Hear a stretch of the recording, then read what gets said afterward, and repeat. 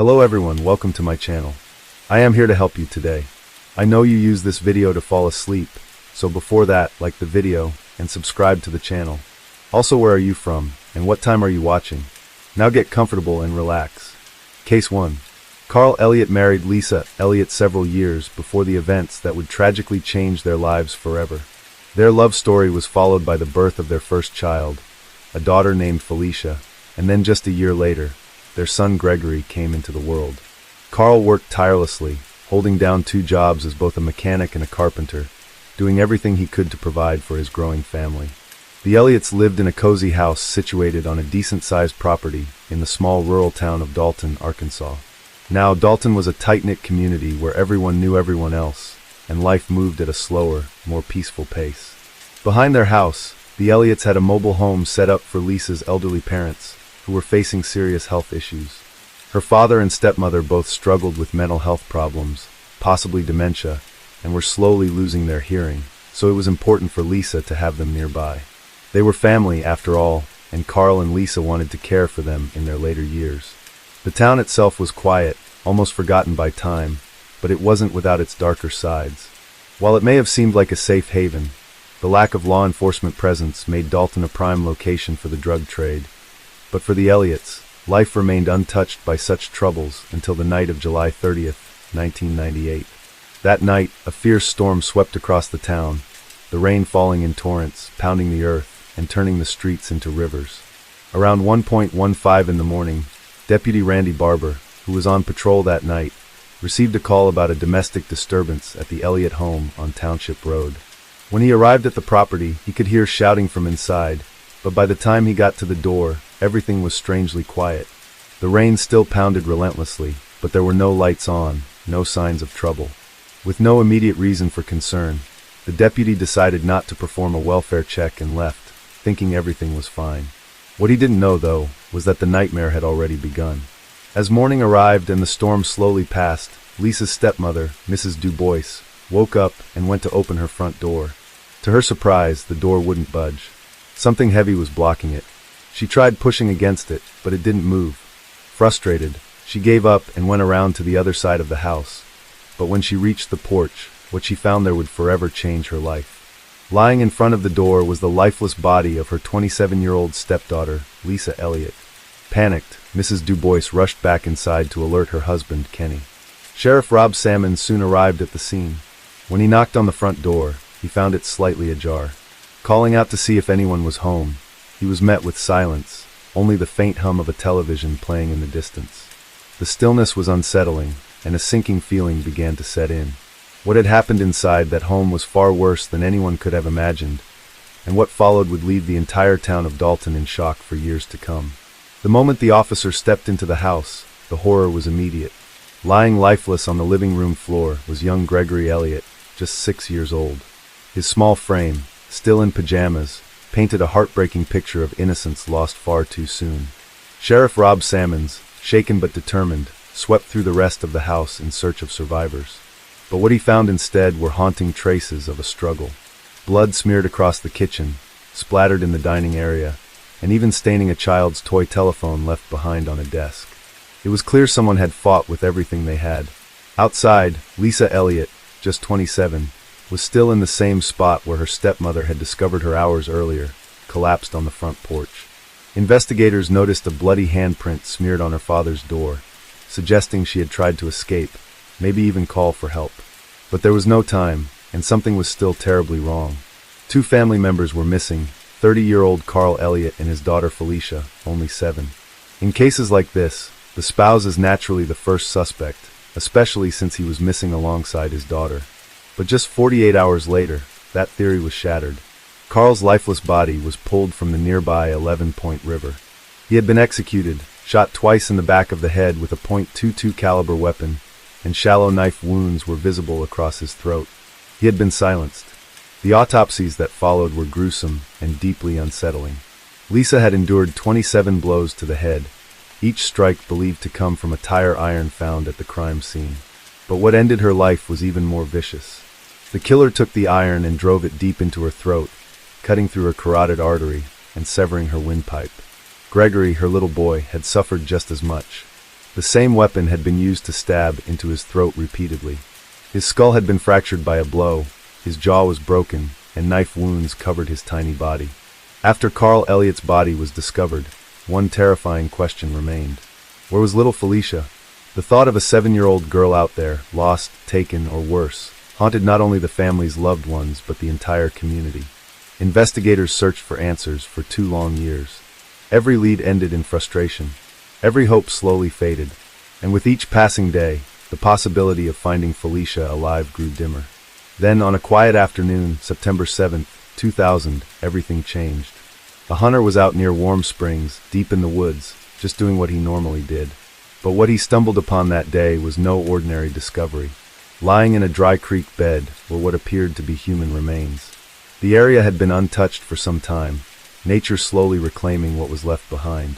The hunter quickly contacted the authorities, and when investigators arrived, they collected everything they could from the scene. DNA testing later confirmed the heartbreaking truth. The remains belonged to Felicia Elliott. She had been found, but the relief was quickly swallowed by sorrow. Due to how much time had passed and how far the body had decomposed, the medical examiner could not determine exactly how she died.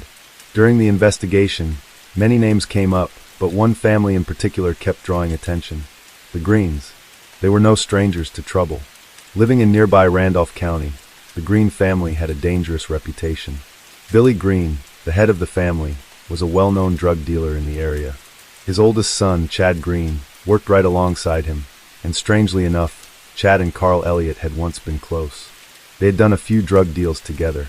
By all accounts, they had a good relationship, until suddenly they didn't. Something had happened between them, something that changed everything. Rumors began to circulate. Some said that Carl Elliott had stolen several marijuana plants from the Greens, and that the family was furious.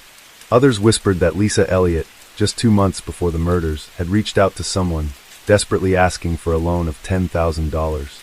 She said they owed money to the Greens, and that she was terrified of what they might do.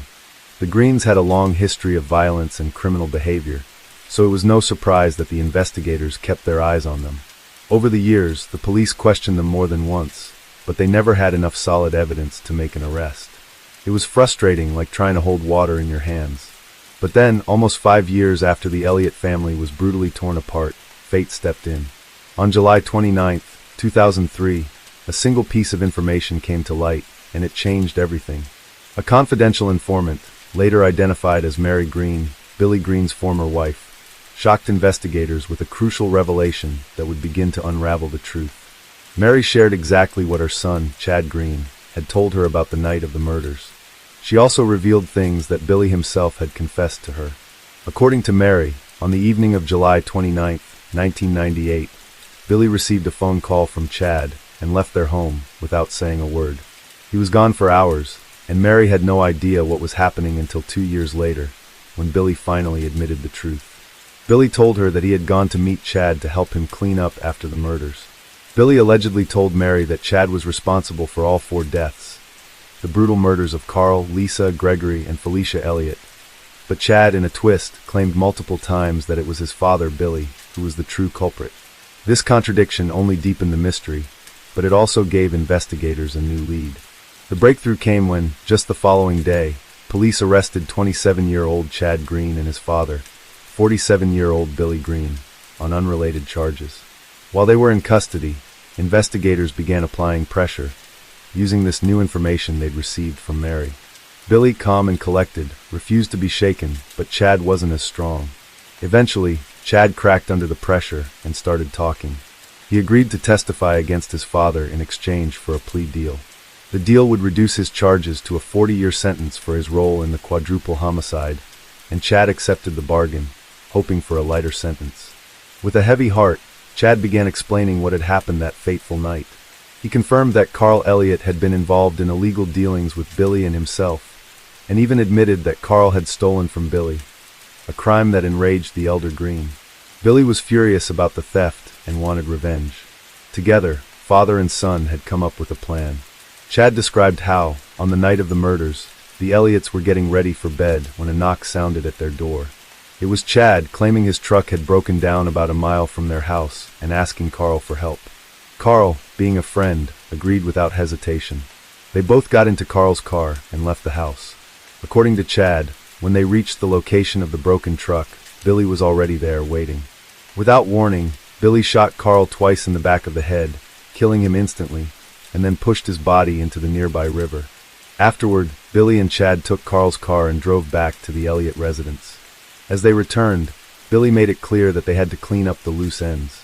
That's when things took a horrifying turn. As they pulled up to the Elliott home, young Gregory Elliott saw his father's car and rushed to the door. Who exactly Gregory encountered remains unclear, but according to Chad, it was Billy who greeted the boy at the door. Chad stayed outside by the car, but was soon startled by the sound of shouting and chaos inside. Concerned, he went in to check on his father. That's where he allegedly found Billy violently attacking Lisa Elliott. Billy, seeing Chad, quickly ordered him to go back outside, saying that the situation didn't concern him. As Chad continued his chilling recount, he recalled turning to leave the house, only to see young Gregory Elliott lying lifeless on the floor. After Billy finished with Lisa Elliott, the mother, he went on to find the final member of the Elliott family, little Felicia. She had been hiding in her bedroom, terrified. Billy wrapped the small child in blankets and carried her outside. Chad could see that Felicia was still alive, moving slightly, but that wouldn't last for long. Billy, without any hesitation, placed the girl into the trunk of the car, taping her hands and mouth shut to ensure she couldn't escape or cry out. As they were about to drive away from the Elliott home, something caught Billy's eye. He looked out the window and saw movement across the yard. It was Lisa Elliott, still alive, crawling across the lawn. Billy didn't think twice.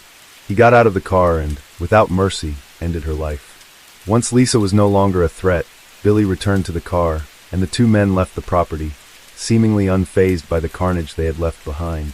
However, the horror didn't end there. Chad later claimed that Felicia Elliott was kept alive for 2 more days, 2 agonizing days. She was locked in a trash can inside the garage, where the temperature soared well above 100 degrees. The poor little girl endured unspeakable horrors during those days, and Chad claimed that at one point Billy uttered a chilling phrase, "All good things must come to an end." It was then that Felicia's life would be tragically snuffed out. Billy, with no hint of remorse, drove her to a creek about half a mile from their home. There, he forced her head underwater, holding her down until she could no longer fight for her life. To finish the horrific act, he slashed her throat, ending her life on the night of August 1st, 1998. The investigation and legal proceedings would drag on for years, but justice seemed to finally be within reach. In the year 2004, both Billy and Chad Green were convicted of the murders. Billy was sentenced to the death penalty for his role in the brutal killings, while Chad, who had cooperated with authorities and provided critical information about the murders, received a plea deal and was sentenced to 40 years in prison. However, just when it seemed like the case had been resolved, an unexpected turn of events occurred. In the year 2006, the Arkansas Supreme Court made a shocking decision to overturn Billy's conviction. The reason? A significant legal error. A key witness for the prosecution had testified that she believed Billy was responsible for the death of her nephew and claimed she was terrified of him. But her testimony was based on an unrelated event entirely, and the court ruled that this should not have been allowed. This was seen as a serious breach of legal protocol, and as a result, Billy's conviction was thrown out. A new trial was ordered, throwing the case back into the public eye. In the second trial, which took place in May of 2012, Chad refused to testify against his father. This refusal to cooperate effectively voided his original plea deal, and he would need to be resentenced. One of the most pivotal moments came from a witness who had once been Billy's cellmate in the Arkansas Department of Corrections. This inmate, who was housed with Billy at the Federal Correctional Institute in Fort Worth in 2008, would provide crucial testimony that would ultimately shed more light on the chilling events leading up to the murders. On May 3rd, the inmate testified about what Billy had confided in while they were in prison together. According to the inmate, Billy revealed that his son, Chad, had hurt Felicia on multiple occasions prior to the murders. The young girl, too afraid to stay silent, had allegedly told her father, Carl Elliott, about the abuse. Billy's response was chilling. He claimed that Felicia's father had been planning to take the information to the sheriff. Billy said this is why Chad had gone to the Elliott home in the first place, to stop Carl from going to the authorities. Billy explained that, in a fit of rage and desperation, Chad decided to lure Carl to the 11 Point River, where he shot him. But the violence didn't stop there. Billy said that once Chad returned to the house, he killed the remaining members of the Elliott family, sparing no one. The inmate testified that Chad stabbed Lisa Elliott with a Felicia. Billy also claimed that Felicia's final words were a heartbreaking plea, quote, "Please don't hurt me." But the revelations didn't stop with the inmate's testimony. As the retrial unfolded, Billy Green, in a stunning twist, turned the tables and testified against his own son, Chad.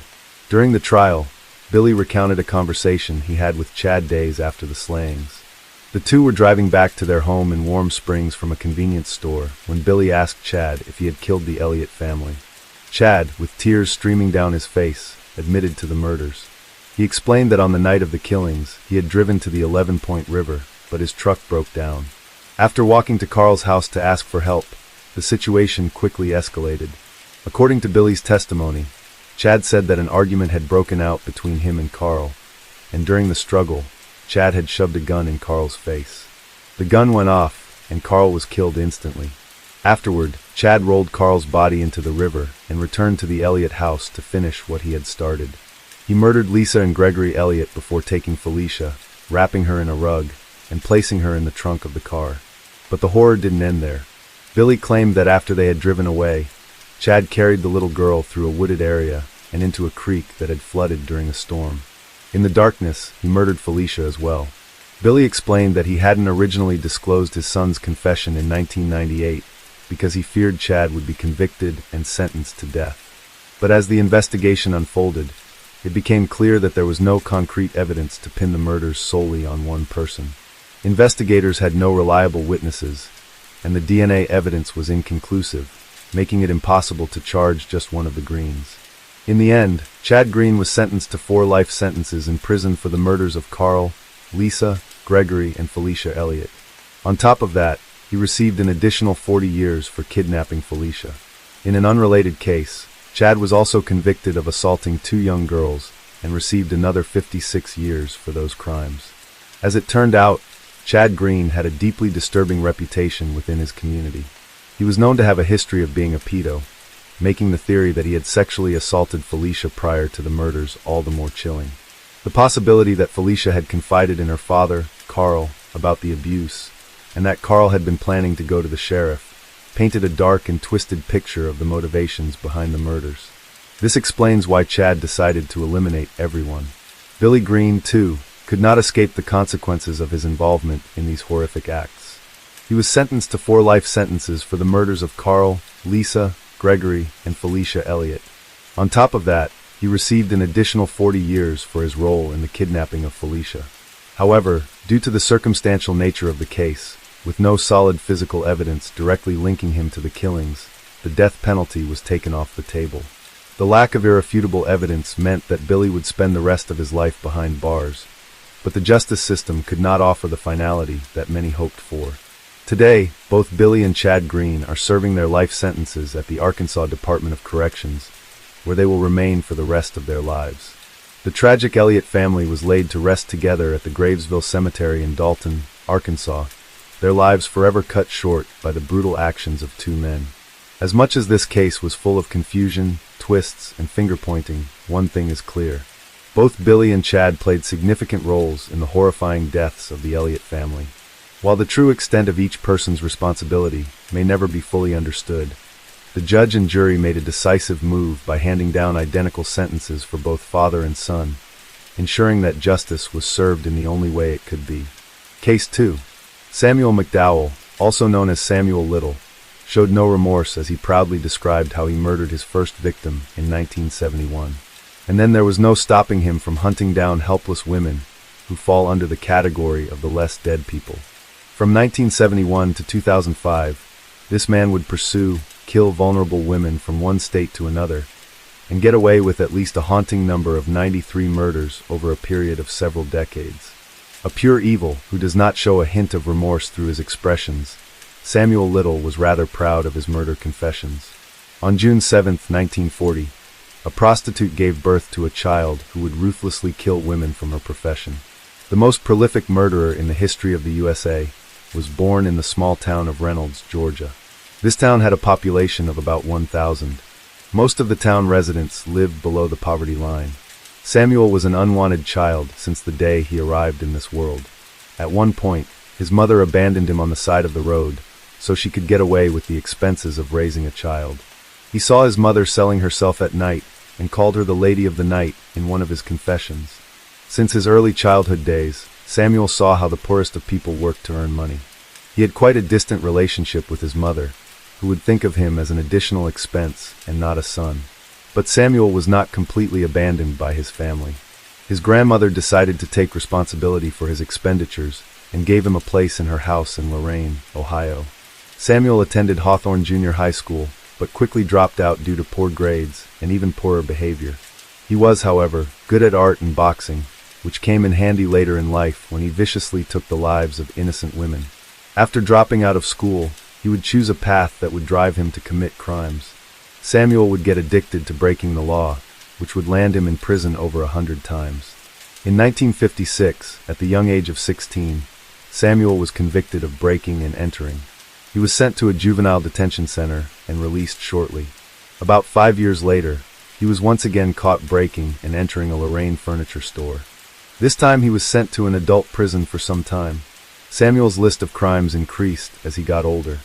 He was arrested about 26 times in 11 different states by the time he reached 35 years of age. This man had quite a clear vision of what he wanted in life, and it clearly did not involve abiding by the law. Samuel had a long list of crimes that did not involve murder yet: assault, theft, DUIs, fraud, solicitation, armed robbery, breaking and entering, aggravated assault on a police officer, shoplifting, and many more crimes that Samuel would commit throughout his life before finally getting sentenced to life in prison.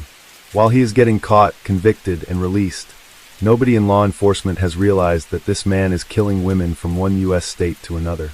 By 1975, he had been across 11 states for almost every crime that you have heard of, and even attacking government officials. And yet, he always managed to walk free. Then came 1982. Little was arrested in Pascagoula, Mississippi, for the murder of 22-year-old Melinda Rose Lepre, who had gone missing that September. It seemed like the law had finally caught up with him, but no. A grand jury refused to indict him, and just like that, he was off the hook. Before investigators could do anything else, Little was shipped off to Florida, where he was tried for the murder of 26-year-old Patricia and Mount. Witnesses said they had seen him with Mount the night before she disappeared, but the jury didn't trust their testimonies. Once again, he walked free in January 1984. After that, Little moved to California and wasted no time finding new victims. In October 1984, he kidnapped, beat, and strangled 22-year-old Lori Barros in San Diego. She survived. A month later, police found him in the back seat of his car with another woman, beaten, unconscious, and barely alive. She had been left in the same area where he had attacked Barros. This time, he was sentenced to just 2.5 years in prison, and the moment he got out in February 1987, he went straight to Los Angeles and murdered at least 10 more women. For years, Little moved from place to place, leaving behind a trail of victims while staying just out of reach of the law. All that changed on September 5, 2012. Police found him at a homeless shelter in Louisville, Kentucky, and arrested him on a narcotics charge. It seemed like a small offense, but little did they know, a DNA test will change everything moving forward. The results linked him to 3 cold cases from the 1980s: Linda Alford, killed in July 1987, Guadalupe Duarte Apodaca, killed in September of the same year, and Audrey Nelson Everett, killed in August 2 years later. All 3 had been strangled and dumped on the streets of Los Angeles. That arrest opened the floodgates, and the water came drowning the law enforcement authorities. Investigators soon tied him to more than 30 other murders from the same time period. The case of Melinda Lepre in Mississippi was reopened, and the deeper police dug, the worse it got. Eventually, Little admitted to killing 93 women across multiple states, making him the deadliest serial killer in U.S. history. For years he had gone unnoticed, preying on women society had overlooked. But in the end, his past caught up with him, and this time, there was no escaping justice. By September 2014, nearly 2 years later after he was caught on a narcotics charge, Samuel Little was finally on trial for the murders of Linda Alford, Audrey Nelson Everett, and Guadalupe Duarte Apodaca. The prosecution had rock-solid DNA evidence, plus testimony from survivors who had barely escaped his attacks over the years. On September 25, 2014, the verdict came down. Samuel Little was found guilty. Little was sentenced to life in prison with no chance of parole. But even then, he refused to admit what he had done, insisting he was innocent. He was locked up at California State Prison in Los Angeles County. But that was far from the end of his story. For decades, law enforcement suspected that Little had killed far more people than they could prove. Then, in November of 2018, everything changed. Out of nowhere, he confessed to strangling Melissa Thomas in 1996. A few days later, he admitted to killing Denise Christie Brothers in 1994. That confession led to another trial in Texas, where he pleaded guilty and picked up another life sentence. But he wasn't done talking. Over the next few weeks, Little started spilling details about dozens of other murders. Investigators were stunned as he confessed to more than 90 killings across 14 states, spanning from 1970 to 2005. He looked in the eyes of the officers as he admitted to these crimes, making fun of the authorities who failed to catch him as he put the vulnerable through extreme suffering before finally taking their lives. His memory was terrifyingly sharp. He could describe victims in detail, recall where he had picked them up, and even explain how he had disposed of their bodies. He admitted to killing of Brenda Alexander in Alabama, Fredonia Smith in Georgia, Dorothy Richards and Daisy McGuire in Louisiana, Julia Critchfield in Mississippi. He had claimed to dump her body off a cliff. Nancy Carol Stevens in Mississippi, Evelyn Weston in South Carolina, Rosie Hill in Florida. And those were just the ones confirmed in November of 2018. Little wasn't just talking, he was drawing. From his prison cell, he sketched portraits of his victims, capturing their faces with haunting accuracy. The FBI released these drawings, hoping to match them to real missing persons and unsolved cases. And it worked. At least one of his sketches helped solve a cold case in Ohio. The confessions kept coming, and they would not stop until the death of this monster. In December 2018, he was indicted for the 1981 murder of Linda Sue Boards in Kentucky. That same month, a Tennessee victim from 1975 was finally identified as Martha Cunningham. Then, in 2019, he was linked to even more killings in Ohio, including Mary Jo Payton and Rose Evans in Cleveland. A woman found in Near I, 271 in Ohio. He couldn't remember her name. A victim in Akron, 2 women in Cincinnati. One was Anna Stewart, last seen visiting her sister in the hospital in 1981. A woman he met in Columbus and dumped in Kentucky. By June 2019, he had been officially indicted for multiple Ohio murders. Little's confessions didn't just close cold cases, they also freed innocent people. In November 2020, he admitted to 2 Florida murders, including one where someone else had been wrongfully convicted. Even after his death in December 2020, his crimes were still being uncovered. In 2022, authorities identified Zena Marie Jones, one of his Memphis victims from the 90s. In the end, Samuel Little confessed to so many murders that were more than any other known serial killer in American history. Many of his victims were women society had ignored: sex workers, runaways, women struggling with addiction. They had been forgotten, their cases left unsolved for decades. But in his final years, Little gave them back their names. He told their stories. And though justice came far too late for most of them, their families finally got the answers they had been waiting for.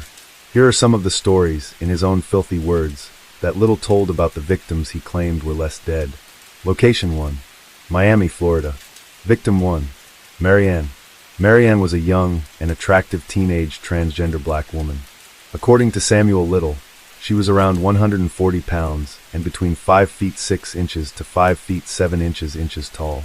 In 1971, the two met at a bar called Pool Palace in Miami, Florida. They talked for a while and hit it off immediately. A few days later, they crossed paths again at another bar in Overtown. This time, Little offered Marianne a ride home, and she accepted without hesitation. Upon arriving at her residence, one of Marianne's roommates asked Little to buy shaving cream. Taking advantage of the moment, he lured Marianne back into his car, under the pretense of running the errand. Once on Highway 27, he reached over and wrapped his hands around her throat, tightening his grip until she was lifeless. Without remorse, he drove to a remote dirt road leading to a river, where he discarded her body into the thick, muddy waters. Then, as if nothing had happened, he returned to his life, unbothered and unnoticed. Victim 2. Unknown woman. Little's second victim in Florida, murdered in 71 or 72, was another black woman. He described her with brutal disdain, calling her ugly, dark-skinned, short, and stiff. He believed she worked as a prostitute. After picking her up, he drove to the woods near military property, where he smothered her to death before abandoning her body among the trees, assuming someone would eventually discover it. Victim 3. Emily. In the mid-70s, Little took the life of a young black prostitute, whom he recalls as Emily. He remembered her as having big legs and a pretty face. She carried a University of Miami student ID, reinforcing his belief that she worked as a prostitute. After luring Emily into his car, he drove down a highway toward a secluded dirt road. A fight broke out between them, and Emily fought back, throwing punches at him. Enraged, Little overpowered her, beating her to death before dragging her lifeless body to a garbage pile and concealing it beneath a mattress. He even recalled seeing a man watching from a distance. But, as always, he walked away without consequence. Victim 4. Unknown woman. A 28-year-old black woman, dark-skinned and well-built, crossed paths with Little 2 years after he had known her family. He and his girlfriend, Jean, had sold clothes to them on Nelson Street. When he ran into her at a liquor store, she was complaining about her husband's mistreatment. Seizing the opportunity, Little offered her comfort and a ride. And then, he strangled her and abandoned her body in the thick grass, leaving her to be swallowed by the elements. Victim 5. Unknown woman. In 1977 or 1978, Little met a chubby black woman dancing at a bar. She was wearing shorts that night, but later changed into a skirt at her house before they left together. Her siblings, familiar with Little, called him Sam. After she rejoined him outside, he told her they were going to Lakeland. Instead, he drove toward the dark woods near the railroad tracks, where he strangled her to death. He kept her underwear as a twisted trophy before discarding her body in the open wilderness. Location 2. North Little Rock, Arkansas. Victim 1. Ruth. On a frigid, snowy day in North Little Rock, Arkansas, Little encountered another black woman, approximately 5 feet 7 inches tall, whom he believes was named Ruth. They spent 3 days together before he was arrested for shoplifting.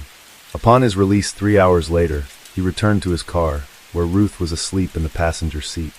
They drove around, meeting her ex-boyfriend before eventually heading back to her place. The following day, Little drove Ruth down a dirt road, determined to make her his next victim. He strangled her manually, then abandoned her lifeless body near a cornfield. Location 3. California. Victim 1. Unknown woman. In 1987, in Los Angeles, Little entered a drug dealer's house and spotted a black woman wearing shorts. The dealer, also her pimp, ordered her to leave with Little. After purchasing drugs, they entered an abandoned house with a garage cluttered with wood planks, paint cans, and sawhorses. They climbed onto a ledge inside the garage, but as Little's sick urges consumed him, he wrapped his hands around her throat. The young woman fought desperately, and in their struggle, they fell off the ledge. But Little's grip remained firm. He choked her to death. Weeks later, when he drove by, the crime scene was taped off, and soon after the entire structure was demolished. Location 4. California. Victim 2. Unknown woman. Later, still in California, Little met another black woman wearing a mini dress at a motel near Tam's Burgers in Los Angeles. He contemptuously called her a crackhead. Exploiting her drug addiction, he lured her into his car. He parked near thick vegetation by a laundromat, where she climbed into the back seat. He followed, wrapped his hands around her throat, and squeezed until she stopped breathing. He later disposed of her body near an iron pipe railing, hanging her lifeless corpse among the thick trees and underbrush, confident that no one would find her. Location 3. Unknown teenage girl. A teenage girl, about 19 years old, became another victim of his monstrosity. She was petite, weighing only 120 pounds, and had a distinctive red bandana around her forehead with tattoos adorning her body. Little met her in Compton, California, and promised her drugs. She trusted him and got into his car. He drove her to the secluded Hollywood Hills, where he suddenly turned violent. The young girl fought for her life with every ounce of her strength, but it was no match for Little's trained fists. When he finally crushed the life out of her, he pulled over by a fence and threw her body down the steep hillside, listening with satisfaction as it tumbled into the darkness. Victim 4. Unknown woman.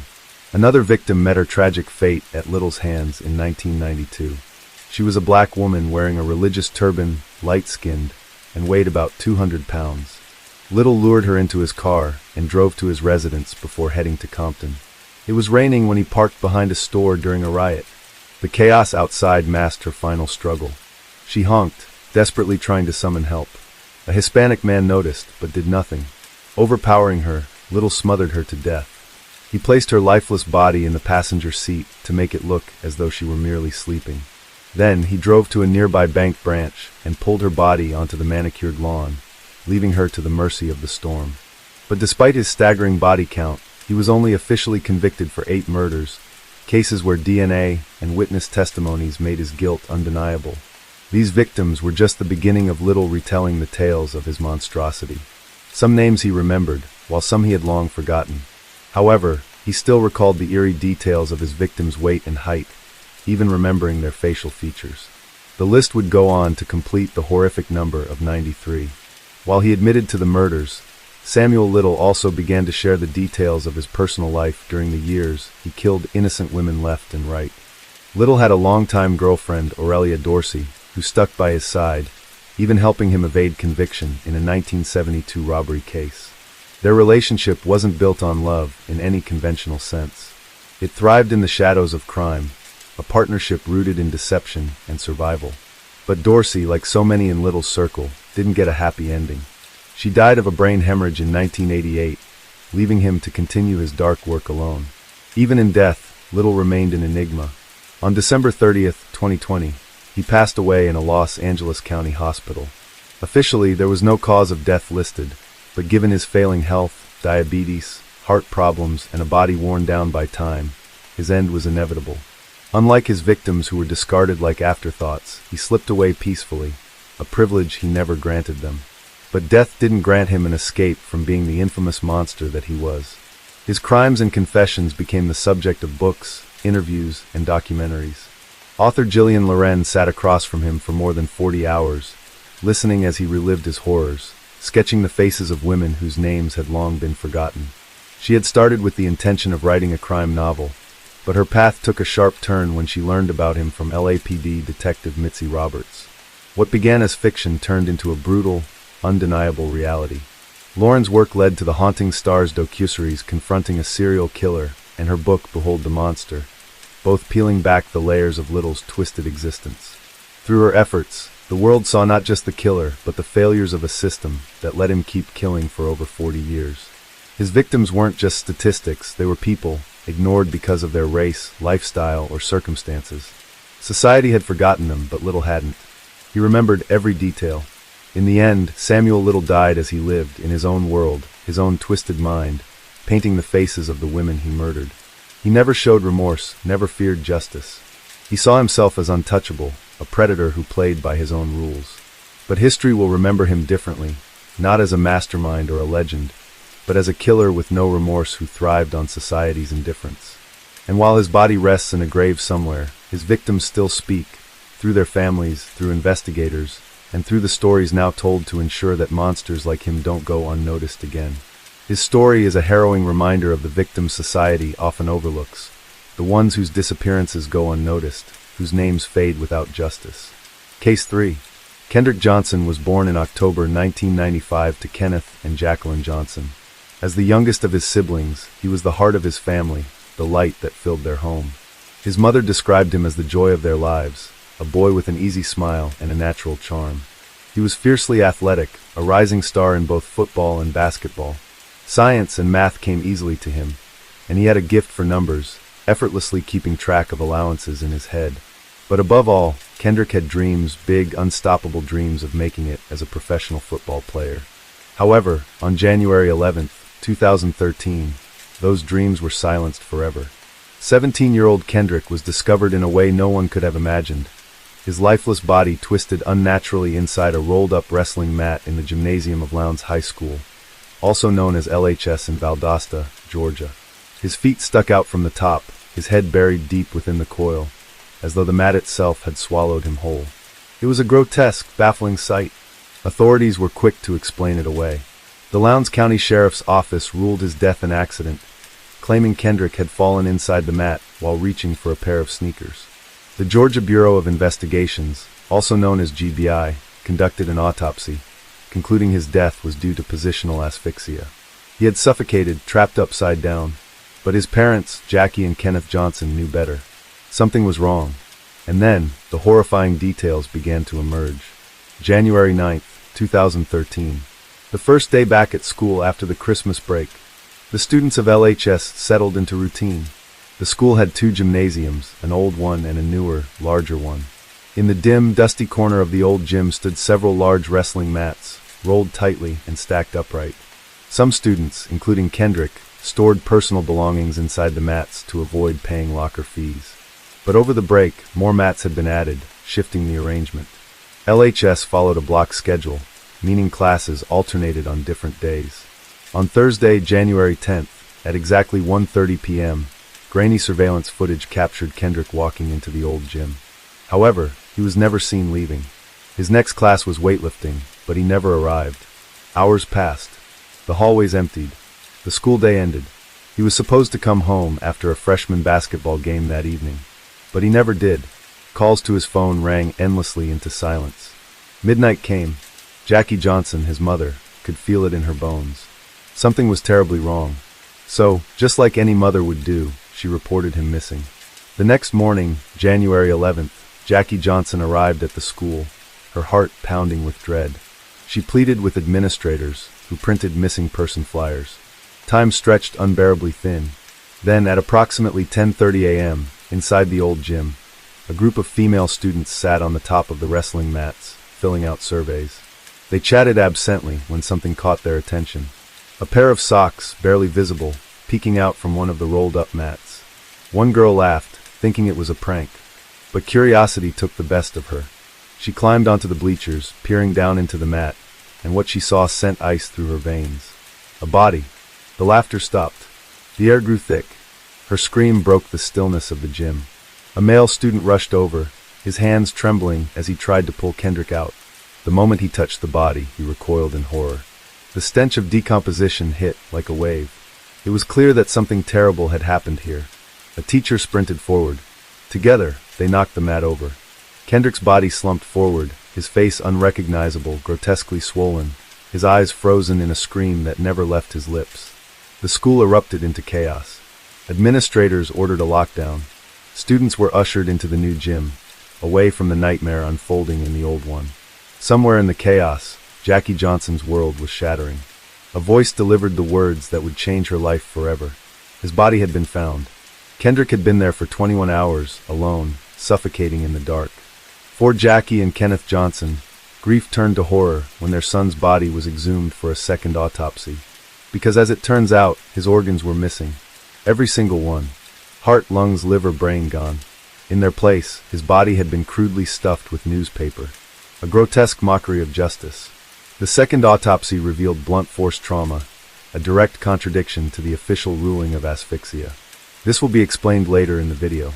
Someone had hurt Kendrick. Someone had covered it up. And yet, the questions surrounding his death remain unanswered. Was Kendrick Johnson the victim of a tragic accident? Or had he been silenced? Murdered?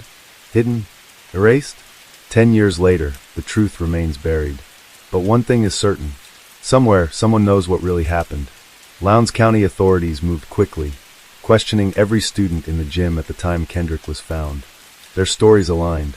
A video was taken of the scene, capturing the eerie stillness of the gym, the blood pooling beneath Kendrick's head, the two pairs of shoes, one near his feet, the other beneath him. But something felt off. No blood was found outside the mat. None on the yellow folder or schoolbook Kendrick had been carrying. None on the shoes he had been wearing. Old blood was discovered on a nearby column, but tests confirmed it didn't belong to Kendrick. In the girls' bathroom trash can, bloody tissues were found, which were traced back to a female student who had suffered a nosebleed. Yet, Kendrick's socks were partially pulled off, his body twisted in a way that defied simple explanation. The Johnson family refused to accept the ruling of accidental death. They sought help from civil rights organizations. The Southern Christian Leadership Conference, also known as SCLC, and the NAACP stepped in. Protests erupted. Kendrick's parents were even arrested for civil disobedience outside the courthouse. The case was becoming larger than life. A battle against what they believed was a cover-up. With mounting pressure, the Department of Justice stepped in, launching its own investigation. But even that led to dead ends. Allegations swirled about two brothers, Brian and Brandon Bell, whose father was an FBI agent. The Johnsons publicly accused them, fueling further controversy. But an airtight alibi placed one of the boys out of state at the time of Kendrick's disappearance. The case grew murkier. The SCLC and NAACP, once Kendrick's biggest advocates, turned away after their own investigations concluded that his death was, in fact, an accident. But his parents refused to accept that answer. Was Kendrick Johnson the victim of a tragic accident? Or was his death covered up to protect someone? This case remains a mystery. Two sides of a coin, each telling a different story. Kendrick Johnson was no stranger to the old gym at Lowndes High School. Like many students, he used the rolled-up wrestling mats as makeshift storage, tucking his shared pair of sneakers inside to avoid locker fees. It was a habit, one he had done countless times before. On January 10, 2013, surveillance cameras captured Kendrick walking into the gym alone. No one followed him. No one saw what happened next. But based on the physical evidence, investigators believe Kendrick's final moments unfolded in a tragic sequence of miscalculated movements. Standing at 5 feet 10 inches, Kendrick reached for the mat containing his shoes, only to realize it had been repositioned over the holiday break, now wedged behind several others. The opening was just out of reach. Rather than tipping the mat over, a noisy act that might have drawn unwanted attention, he did what he had likely done before. He climbed in. Gripping the side of the mat with his right hand, he lowered himself in head first, stretching out his left hand to grab the shoe inside. But as he descended deeper, the confined space left him with no room to bend his elbow and pull himself back up. His muscles strained. Panic set in. At some point, he lost his grip on the mat's edge and slid further down, his body now fully inverted, his shoulders wedged against the walls of the mat, trapping him. The more he struggled, the more gravity worked against him, constricting his movements. He tried to shift his weight, maybe even attempted to kick himself free. In doing so, he dislodged the shoes he had been wearing, sending them tumbling down near his feet. Blood rushed to his head. The world around him grew darker. Oxygen levels plummeted as his lungs compressed under his own weight. Trapped and helpless, he suffocated in silence, alone in a gym full of students, just beyond the reach of rescue. For nearly 21 hours, Kendrick remained inside the mat, unnoticed. Kendrick's absence went unquestioned until his mother reported him missing, but by then, it was too late. When his body was finally discovered the next morning, rigor mortis had already set in. The official ruling: accidental positional asphyxia, a misjudged decision that turned deadly in the blink of an eye. Positional asphyxia is a silent, insidious killer. It occurs when a person's body becomes trapped in a position that restricts their breathing, cutting off the oxygen supply until they suffocate. Unlike the dramatic struggle often associated with suffocation, positional asphyxia is a slow, agonizing death, one where the victim may not even realize they are in danger until it's too late. This condition typically happens when someone is unable to free themselves from a confined space, like being wedged between furniture, trapped in a car, or, as in Kendrick Johnson's case, found upside down inside a rolled-up gym mat. When the body is contorted in a way that compresses the chest or prevents the lungs from fully expanding, every breath becomes shallower, the oxygen levels drop, and eventually unconsciousness sets in. If help doesn't arrive in time, death is inevitable. Medical findings from other positional asphyxia cases reveal strikingly similar patterns. Victims are often discovered in unnatural positions with signs of suffocation, such as blood oozing from the mouth and nose, darkened or discolored skin, and fluid accumulation in the lungs. But what makes these deaths so haunting is how easily they can be mistaken for something else. But the coin had another side. Kendrick Johnson was found dead, upside down in a rolled-up gym mat. That much is fact. But to his family, nothing else about the official story makes sense. From the moment his body was discovered, the Johnsons have insisted that Kendrick didn't climb into the mat on his own. He didn't fall, he didn't suffocate by accident. He was killed, and what followed was a cover-up so deliberate, so intricate, that even years later the truth remains buried. From the very start, things didn't add up. The most glaring red flag was the way the case was handled. The coroner, whose job it was to oversee the body and crime scene, was not called for nearly 6 hours, which is an outright violation of Georgia law. By the time he arrived, the gym was no longer secured, and whatever evidence had been there was already compromised. When Lowndes County authorities ruled Kendrick's death an accident, they did so with astonishing speed. The Georgia Bureau of Investigation's medical examiner, signed off on positional asphyxia as the cause of death, dismissing any possibility of foul play.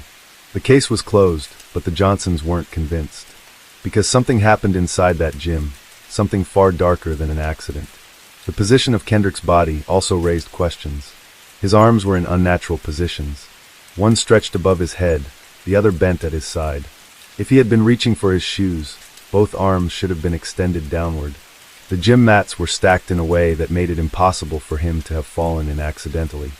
And if he had managed to climb inside, how did his shoes end up neatly placed on top of his legs rather than beneath him? There was also blood, enough to cause alarm. A streak of blood was found on a nearby wall, and a pool of blood was seen under his head. Yet authorities never tested it, dismissing it as old and unrelated to the case. And of course, as we already know, there were his organs. Months later, Kendrick's parents made the painful decision to exhume his body for an independent autopsy, desperate for answers they felt had been withheld. When the body was examined, what they found was horrifying. His internal organs were missing, replaced with newspaper. While officials later claimed this was standard procedure due to decomposition, it only added to the family's growing suspicions. The independent autopsy brought even more troubling findings. While the Georgia Bureau of Investigation had ruled Kendrick's death an accident due to positional asphyxiation, this new autopsy pointed to a much more violent end. It revealed clear signs of blunt force trauma to the neck, evidence that Kendrick had not suffocated, but had been struck with enough force to kill him. Two separate autopsies, two completely different conclusions. Which one was telling the truth? The funeral home insisted they received his body that way. The coroner's office denied any involvement. No one could explain it, or no one would. Perhaps most chilling was how long it took for authorities to notify the Johnsons about their son's death. Kendrick's body was discovered in the morning, but his family was not informed until much later. As they pleaded for answers, law enforcement remained indifferent, offering only vague explanations. Kendrick's parents believed they knew who was responsible. The Johnsons did not believe their son's death was an accident. They were convinced he had been murdered, and they believed they knew who was responsible. Their lawsuit pointed to two brothers, Brian and Brandon Bell, who also attended Lowndes High School. They alleged that one of the brothers had lured Kendrick to the gym, where he was brutally attacked under the orders of their father, an FBI agent. The motive, according to the lawsuit, stemmed from an altercation over a girl. The Bell family, however, denied any involvement. School records showed that one of the brothers was out of town on the day Kendrick was last seen alive, while the other was reportedly in another part of the school. Authorities used this as proof that the brothers had airtight alibis, but the Johnsons remained unconvinced, arguing that the evidence had been manipulated to protect the family. And the accusations didn't stop. The answers might have been there. They might have been captured by the silent, unblinking eyes of the surveillance cameras stationed inside Lowndes High School's old gym, the very place where Kendrick Johnson was found dead. But those answers? They are missing. When forensic video analyst Grant Fredericks examined the school's surveillance footage, he found something deeply unsettling. It wasn't just a question of what the cameras had captured. It was a question of what they hadn't. An entire hour and 5 minutes were missing from two cameras inside the gym, time that included Kendrick's final moments. Two other cameras had lost even more, a staggering 2 hours and 10 minutes of footage. Then, at precisely 1:09 p.m., the video resumes, just in time to show Kendrick entering the gym. But what happened before that? Who was already inside? We don't know because that footage, the most critical piece of evidence in the entire case, is simply gone. Even more suspicious was the discovery that the timestamps on the cameras didn't match. The cameras inside the gym appeared to be running 10 minutes ahead of the ones outside, creating a fractured timeline, one that could easily be manipulated. A camera outside the gym did capture something important. In the missing hour of footage, numerous students walked into the gym. Did they see anything? Were they questioned? Or were they part of something that had to be hidden? The deeper Fredericks dug into the video files, the more alarming his findings became. Some of the recordings were corrupted, rendering them unplayable. Others had been processed incorrectly, leading to significant image loss. I can't say why they were done that way, he admitted, but they were not done correctly, and they were not done thoroughly. What should have been a clear, indisputable account of Kendrick's final moments was instead a digital void, empty spaces where the truth should have been. What made it worse was the chain of custody, or rather the complete failure of it. Law enforcement had not immediately taken control of the video system themselves. Instead, they had left it up to the school's IT department to decide what footage to turn over. Fredericks warned that you don't want somebody who might be party to the responsibility to make the decision as to what they provide the police. And yet, that's exactly what happened. A school employee, not an investigator, had extracted the footage. It was then handed over to police 5 days after Kendrick's body was found. By then, anything could have been altered, deleted, or replaced. Frederick's conclusion was chilling. Until I have the digital video system in my hand, and I can say everything is intact, and this is what was recorded, I would still be highly suspicious of this. Somewhere in those missing minutes, in those corrupted files, in those altered timestamps, somewhere in the digital abyss, lies the truth about what happened to Kendrick Johnson. But if the truth was captured on camera, someone made sure we'd never see it. Why were so many leads left unexplored? Why were the bells seemingly above scrutiny? The Johnsons believed it was because of their father's powerful connections. As the Johnsons pushed for answers, law enforcement remained firm in their stance. Kendrick's death was an accident. When the family accused the sheriff's office and the Georgia Bureau of Investigation of mishandling the case, officials dismissed the allegations as baseless. Despite this, disturbing details continued to surface. A coroner's report described the handling of the case as very poor and noted that the body had been moved before officials arrived. A sealed body bag had been tampered with. Authorities refused to fully cooperate. Determined to uncover the truth in 2015, the Johnsons filed a lawsuit naming not just the Bell brothers, but over 30 defendants, including law enforcement officers, school officials, and medical examiners. They accused the Lowndes County Sheriff's Office of staging the scene, placing Kendrick's body inside the mat to make it look like an accident. But their case fell apart. No eyewitnesses, no hard evidence, no confession. And yet, questions lingered. Investigators, however, stood firm. The Georgia Bureau of Investigation dismissed claims of homicide, citing a regional crime lab report that found no significant injuries on Kendrick's body. But then came the independent autopsy. Dr. William Anderson, a forensic pathologist hired by the Johnsons, concluded Kendrick had died from blunt force trauma to the neck, not suffocation. He ruled it a homicide, 2 autopsies, 2 conflicting causes of death. Which one was the truth? The Johnsons have spent over a decade fighting for answers. They've filed lawsuits, staged protests, called out the corruption they believe runs deep in Valdosta, Georgia. We live here. We know how this town is. We know how they will lie. We know how they will cover up for one another, Kendrick's father, Kenneth Johnson, has said. They exhumed Kendrick's body twice, desperate for new evidence. The parents have spent thousands of dollars trying to expose the truth. But every time they get close, the case slips further into darkness. The Justice Department launched a federal investigation, but never revealed its findings. The courts dismissed key lawsuits, ruling there was not enough evidence. The media moved on. The town moved on.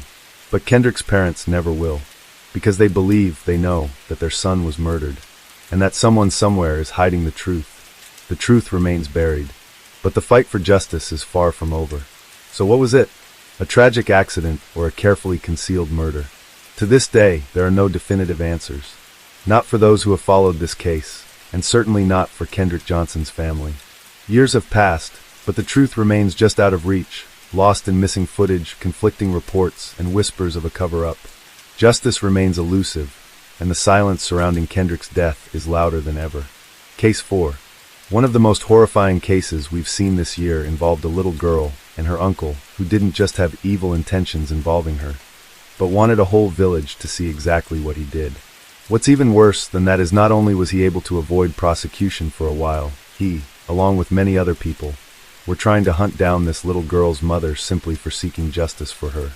Heaven Awat was a 7-year-old girl living in Ethiopia. She is sometimes referred to as Faven, but the general meaning is still the same. Radiance, light, and blessing.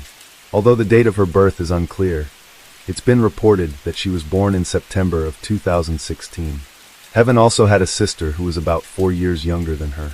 Her mother, Abekula Shediva, was a nurse. On days that she had to work, she often left her daughter in the care of relatives. When Abekula would come home after her shifts, Heaven scurried to give her mother a big hug. It was the highlight of her day. During her short life, Heaven became very familiar with the concept of war and its consequences on everyday people. Tigray region of Ethiopia was the center of military conflict. On one side was the Federal Democratic Republic of Ethiopia, which was essentially the federal government. The other was the Tigray People's Liberation Front, which has been described as an ethnic nationalist paramilitary group and officially classified as a terrorist organization by multiple countries up until 2023, and has been connected to several human rights violations. The conflict was the product of complex tensions going as far back as the 1990s and arguably even further than that. It lasted from 2020 to 2022, with a rebellion in 2023 and further political conflict to this day. As is the case with many other civil wars, the conflict led to destruction in Ethiopia, especially in the Amhara and Tigray regions in the north. Both factions accused the other of war crimes, blockades, famine, and civilian deaths in the thousands. A third of the population had to relocate. It's reported that humanitarian aid was limited to certain parts of Ethiopia, and there still isn't an exact number of casualties from this period. This is obviously a very oversimplified version of a very complicated period of recent history. We bring it up because it does become relevant in the more recent coverage of Heaven's story. For better or worse, Heaven's story is often told through the lens of the conflict's aftermath in an effort to understand why things happened the way they did. Heaven was among many displaced from their homes. Her father, who was a man of Tigray ethnicity, was imprisoned by the federal government. As far as we can tell, the reason as to why was never reported. He may have been actively part of the Liberation Front, or he may have just been in the wrong place at the wrong time. Following his release and reportedly feeling unsafe in Amhara, he fled to Tigray. Doing so, he left his family behind, and Beklesh found herself a single mother to 2 young girls. Aside from his absence in his family's life, we don't know much else about Heaven's father. We don't know his name, his age, what he looks like, or what he did for a living. In the grand scheme of things, Heaven's father is a minor figure in today's case. Still, it's hard not to imagine how Heaven's story could have been different if her family had remained intact. While living in the city of Bahir Dar, Heaven and her mother became acquainted with their landlord, Getnet Bea. Beklesh and Heaven were related to Getnet's 15-year-old wife, so the mother felt like they were in a safe environment. There was no indication that Getnet was a dangerous individual. On August 1st, 2023, Beklesh went to work and left her daughters in the care of Getnet's wife, who was their aunt. Heaven excused herself to use the bathroom, and she never came back. The aunt knew something was wrong and went searching for her niece. Maybe she got lost or distracted or went looking for something. No one could have predicted what happened to Heaven during the period she was missing. Getnet Bea had lured Heaven away to an isolated place where he essayed her. He forced sand down her throat so she couldn't scream. By the time it was over, Heaven's muscles were severely damaged from the inside. We will spare you some of the more terrible details, but purely to highlight how evil this man was. It should be noted that his attack on Heaven was so brutal that her spine had partially fallen out of her. The dirt and sand turned into a cement-like paste in her mouth. To cover up his crime, Getnet strangled Heaven. She was so small he only needed to use one hand and his fingertips. He subsequently doused her with a bucket of bleach to wash the blood from her and cut her with a razor. He left her on the front doorsteps under a balcony to make it look like she had fallen. It was a place he knew where she would be seen by not just her family, but by the neighbors as well. In an interview with Yoha Media, Heaven's mother Abekula shared the following. You can only see her spinal cord. Her uterus is gone. She bled.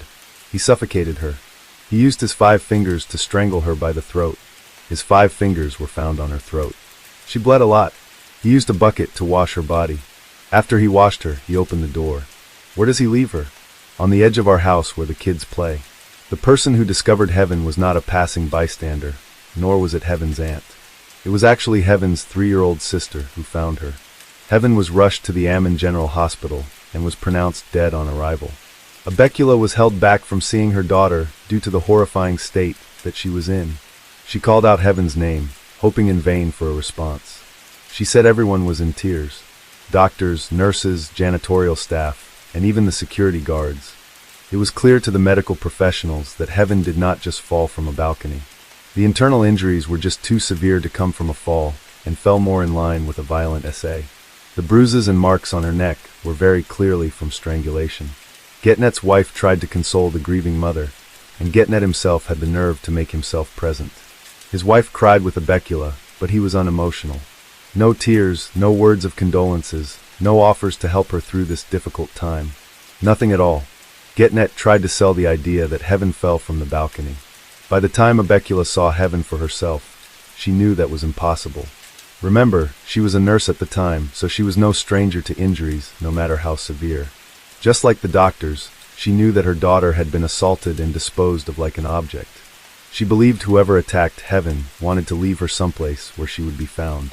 They wanted her mother, and potentially others, to see what was done to her. It didn't take long for police to suspect Getnet, as he was unaccounted for during the time heaven initially went missing. He was arrested by authorities, but escaped a short time later. The police station he was held in was populated with detained members of Amhara militias. The militias organized a break-in to free their allies, and Getnet escaped in the chaos. During this time, he threatened Abekula and her younger daughter with deadly force.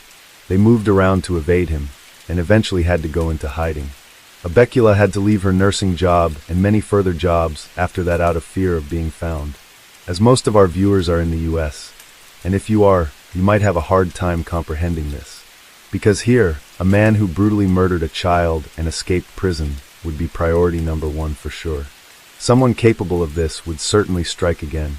However, despite the severe charges against him and the potential danger he posed to other children in the community, Getnet was not a high priority for local law enforcement. Abekulash made every attempt to get her fears taken seriously, but it took roughly a month for Getnet to be returned to police custody. Even after this, Abekulash had to look over her shoulder since his family took it upon themselves to continue threatening her. Following a trial by the High Court of Bahir Dar, Getnet was sentenced to 25 years in prison without the possibility of parole. The public was outraged, believing the punishment was much too light for such a horrific crime. The Ethiopian Women Lawyers Association were very vocal in their disappointment. They released a public statement which was later quoted by international outlets. The murder by itself should have been enough to sentence him to life imprisonment or to death. It's especially sickening and outrageous when such a horrendous crime is committed against children. However, the High Court in Bahir Dar still thought only 25 years was enough punishment for his crimes because they, and I quote, concluded that the child died as a result of the defendant's violence and strangulation when he raped her because she was too young to withstand the pressure. Now how that quote is supposed to justify Getnet receiving such a light sentence is beyond me. Gogi Tesfaye, who is Ethiopia's Minister of Women, Children and Youth, added her voice to the chorus. She offered her condolences in a post on Facebook and promised to pursue further litigation against Getnet Baya. Her post, translated from Amharic, reads, "In order to protect children's rights and safety in our country, the Minister of Women and Social Affairs is working in coordination with the relevant authorities to save children who are vulnerable due to social problems that are happening in different areas, especially by establishing a system of action to prevent violence against children and to enable them to get the right and comprehensive services to ensure that children's issues are being recorded. The Child Case Management Digital System in cooperation with UNICEF is being made to strengthen the coordination works by extending to Kabyle, which means a ward or neighborhood. On behalf of our ministry and myself, I would like to express our condolences for the horrible inhuman crime that happened regarding the child, Heaven, who was brutally murdered recently. Although the case has been decided, we would like to express that we will work with the judicial authorities and follow up the case. Outrage spread like wildfire as Heaven's story was told. Her name reached international outlets and platforms. She is by far our most requested case outside of the US and the UK. Even Cardi B shared one of 3 Change.org petitions. At the time, 200,000 people signed their names to the petition. There are over 300,000 signatures today. Of the other 2 petitions, one has over 10,000 signatures and the other over 20,000. All 3 are still open to this day and accepting signatures. The petitions not only demanded a harsher sentence for Getnet, but also protection for Heaven's mother. Despite the trial's conclusion, Abekulash was still being threatened by Heaven's aunt and Getnet's family. As Heaven's story spread through petitions, so did word about the light sentence her murderer received. People in the thousands called for a much harsher sentence. Many even wanted to see Getnet executed. These frustrations only grew when he tried to appeal his sentence. His case was said to be adjourned until October of 2024, but there haven't been any updates since August as far as we could find. It should be noted that Ethiopia's legal system allows for the death penalty if the courts see fit. The last person to be executed in Ethiopia was a military major who was convicted for assassinating the former head of security. The major made a formal appeal for clemency to the courts in an attempt to reduce his sentence. His wish was not granted, and he was given the death penalty. It was never reported how he died, but per Ethiopian law, he likely faced a firing squad. Many Ethiopian humanitarians and activists argued that Heaven's mixed ethnicity played a part in her victimhood. They theorized that Getnet believed Heaven to be lesser than or disposable because of her heritage. Getnet still maintains his innocence, so we cannot know for sure if this was a factor at all. At the end of the day, evil is evil, no matter what the motive is. The Ethiopian government was openly criticized due to their inaction in Heaven's case, as well as for the spike in violence against women and girls following the conflict. An editorial piece by Ethiopian magazine, Aid Standard, called it the cycle of silence. They, among many other organizations, called for change when it comes to cases similar to Heaven's, stating, "What is perhaps most alarming is the apparent inaction of the Ethiopian government in addressing these heinous crimes. Despite widespread documentation by international organizations, human rights groups, and the media, there has been conspicuous lack of effort to investigate, prosecute, and punish those responsible. As a society, we have now reached the level where the impunity enjoyed by perpetrators is not only perpetuating the cycle of sexual violence, but also sending a dangerous message that such crimes are tolerable in times of war and can be expanded outside the context of war without the fear of accountability." This editorial also highlighted a common factor in many true crime cases, one that we often recognize but don't always register immediately. It was Beklesh's efforts, and not those of local law enforcement or government, that put Heaven's story out there. There have been a countless number of cases where family and friends turn to the media or to true crime creators when they believe investigators have neglected their loved ones. While it can sometimes spur law enforcement to increase their efforts, there are times where nothing changes and all continues as usual. For Heaven, it's the latter, even after all the public outrage.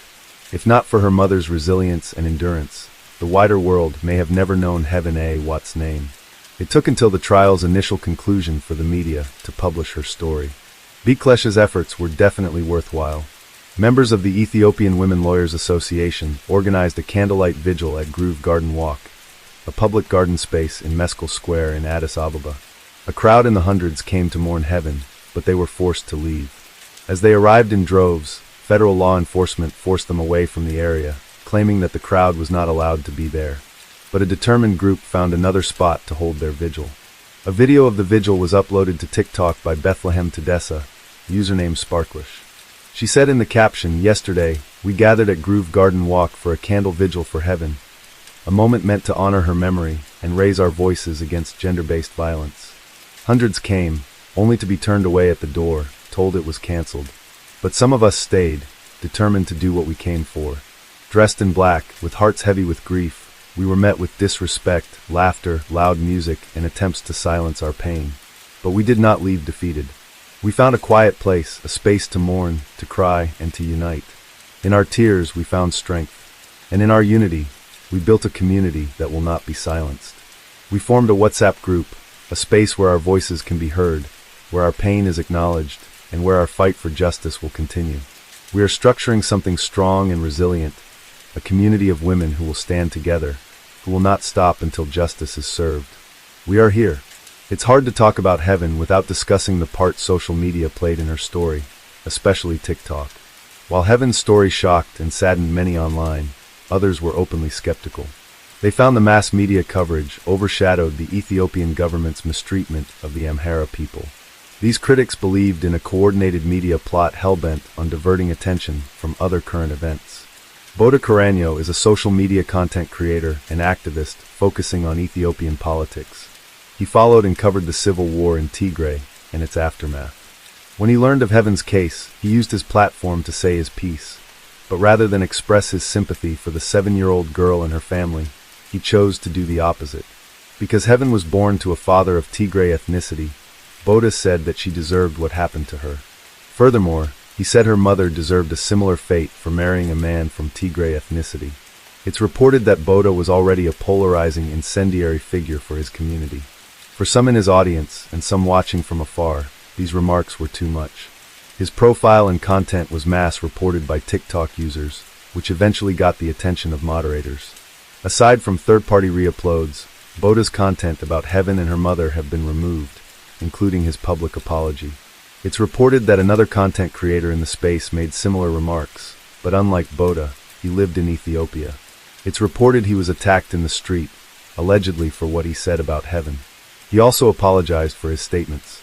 Take this second story with a grain of salt, because this content creator was unnamed in the articles that mentioned him and his attack. However, it does capture the public consensus about heaven. She was innocent and utterly undeserving of her fate. Some TikTok pages created and spread misinformation about heaven's case. Much of this content was AI generated. TikTok's content policy has rules against certain AI content. One of these rules is the prohibition of AI-generated likenesses of people under the age of 18.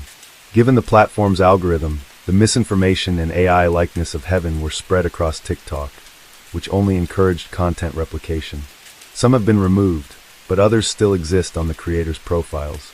More recently, in early March of 2025, the Institute for Strategic Dialogue released their findings from a small-scale study about TikTok's moderation of Amharic posts and comments. It turns out it was easy to bypass the auto-hate speech moderation. All you had to do was make posts in this language. Amharic is a low-resource language, meaning that there are limited resources for engines like automods to learn from. So in this case, this means that despite similar content being flagged when it was written in a European-based language, TikTok's auto-moderation didn't consistently flag inflammatory Amharic posts and comments. It was reported that some of these comments had English translations alongside them, but the existence of the Amharic text alone was enough of a shield to keep them online. This method to bypass automods was used against many Ethiopian activists who told Heaven's story. They faced threats to their lives and safety, similar to the vitriol directed to her mother. Following the backlash from these findings, TikTok announced an advisory council of an Amharic-speaking Ethiopian professor among its members. While these were more than short anecdotes in Heaven's story, TikTok users supported Heaven across the board. Ethiopian equal rights activist Jordan Baziba, one of the many victims of the vitriolic Amharic comments and uploads, was credited with starting the hashtag Justice for Heaven. It received tons of traffic.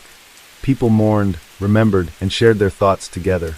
So you mean to tell me that that man is going to be receiving a 25-year prison sentence for brutally unaliving and SGNG, that 7-year-old girl?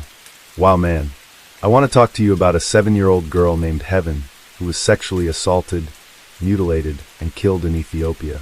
My heart is with Heaven's family and Heaven's mom, who has been seeking justice for her daughter and shedding light on the violence being experienced by women and girls. In Ethiopia, 1 in 3 women experience physical, emotional, or sexual violence, and 65% of women have experienced female genital mutilation. It's the lack of legal ramifications and comprehensive protections for women, and a culture that continues to embolden men to violate the rights of women that has failed Heaven. In the short term, you can support Heaven by signing on to petitions that are being circulated that advocate for a review of the current sentencing that's being given to her assailant. But as we all know, finding justice for Heaven is just the beginning of seeking protections and equality for women and girls. Heaven's case opened the door for Ethiopian women and media outlets to share their own stories of harm and hardship, especially in the context of the nation's conflict and its long-lasting consequences. While their voices had always been present, the attention surrounding Heaven's case brought broader awareness to the ongoing issues in Ethiopia, offering a rare opportunity to be heard on a larger scale. Though Heaven's life ended, her story did not. Her mother, devastated but determined, continued to speak on her behalf even after the trial concluded. She was motivated not only by grief, but also by the responsibility of caring for her younger daughter. As a former healthcare worker, she was heartbreakingly familiar with the suffering of women and girls. "I know there are so many like Heaven," she told reporters. "I can't sleep. I can't forget." She expressed the unimaginable pain of losing a child, especially under tragic circumstances. She was never sick. "I lost my daughter suddenly. It wasn't natural. It was in a terrifying way. She was innocent." She reminisced about the simple joys of motherhood, how her daughter would greet her at the door, especially in the cold months. "Mommy," she'd say, rushing to hug her. "What is happiness if not that?" Even now, she said, she sometimes still expects to see her daughter walk through the door. It's very hard. By late 2024, however, public attention shifted elsewhere. Heaven's mother, Abik Lesh, withdrew from the spotlight, Little is publicly known about her today, and almost nothing about Heaven's father, who never spoke to the media. He may be in hiding, but this remains uncertain. Heaven's sister would be about 5 years old now. Whether she retains memories of that time is unclear. She may not remember the details, but likely carries the emotional impact left behind. We wish peace and healing to both mother and daughter.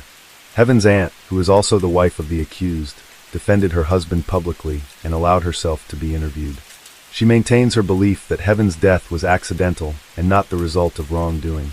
As of 2024, her support remains unchanged, despite public sentiment being largely critical. 2 songs were written in memory of Heaven. One by Zane Outlander, titled Heaven a What, and another by the Wings Music Band, titled Galawa. Zane Outlander, in an interview with Rolling Hype, said, "When I wrote Heaven a What, it wasn't just a song. It was about honoring a life taken too soon and representing those who can no longer speak. I wanted people to feel the story and be moved to act." The Wings Music Band is a part of Wings Education Media, an Ethiopian organization that promotes access to education, safe expression for children, and the advancement of women and children's rights. Ethiopia's Minister of Women has appeared at their events, and the band recently performed on International Women's Day for public servants and elected officials. As of April 2025, tensions continue in Ethiopia's Tigray region. The neighboring country of Eritrea, which once supported Ethiopia's federal forces during the civil conflict, may now be on the verge of renewed hostilities. If that happens, Tigray could once again become a war zone, and many children may witness their families torn apart, just as Heaven's was. Margaret Douglas was born in Akron, Ohio, on September 15, 1919, to Howard and Margaret Frick. She had 2 sisters, Ida and Ethel, and a brother, Howard Jr. Margaret later married Private Donald H. Douglas, who served in the U.S. Army during World War II. They eventually made their home in a 2-story house on Portage Street in Wadsworth, Ohio. Margaret had a love for gardening and spent many afternoons caring for her flowering bushes. Though she and Donald had no children, they shared a happy life traveling with friends and watching Cleveland Indians games. After Donald passed away in 2000 at the age of 80, Margaret continued to live independently. In the spring of 2018, 98-year-old Margaret was looking forward to her 100th birthday. However, on April 9th, family members grew concerned when they hadn't heard from her in several days. Despite living alone, Margaret remained active in her community and maintained regular contact with her nieces and nephews. After receiving a call from concerned relatives, police in Wadsworth conducted a wellness check. Margaret wasn't found in the house, and initially, there was no clear sign of what had happened. The case was treated as a missing person investigation, and a public appeal was made, sharing a photo of Margaret in her signature pearl earrings and houndstooth blazer. That same night, Margaret's nephew, Howard Leisure, and his wife, Cindy, joined police to search her home. Their worst fears were realized when Howard opened a closet door and discovered Margaret's remains under a pile of clothing. An autopsy was performed by the Cuyahoga County Medical Examiner.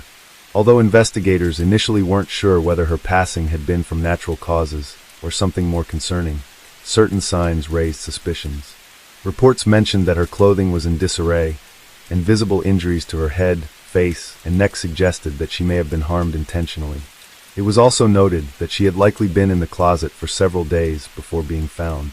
Margaret's tragic passing shocked the community and remains a solemn reminder of the vulnerability of even the most cherished and independent elders.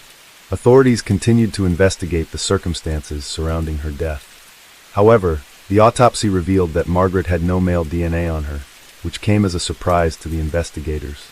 She had been robbed, though. Her wallet was missing, along with the $40 cash she had inside of it. But the only clue that the investigators had was a discarded plastic glove that was located in the rear of the home.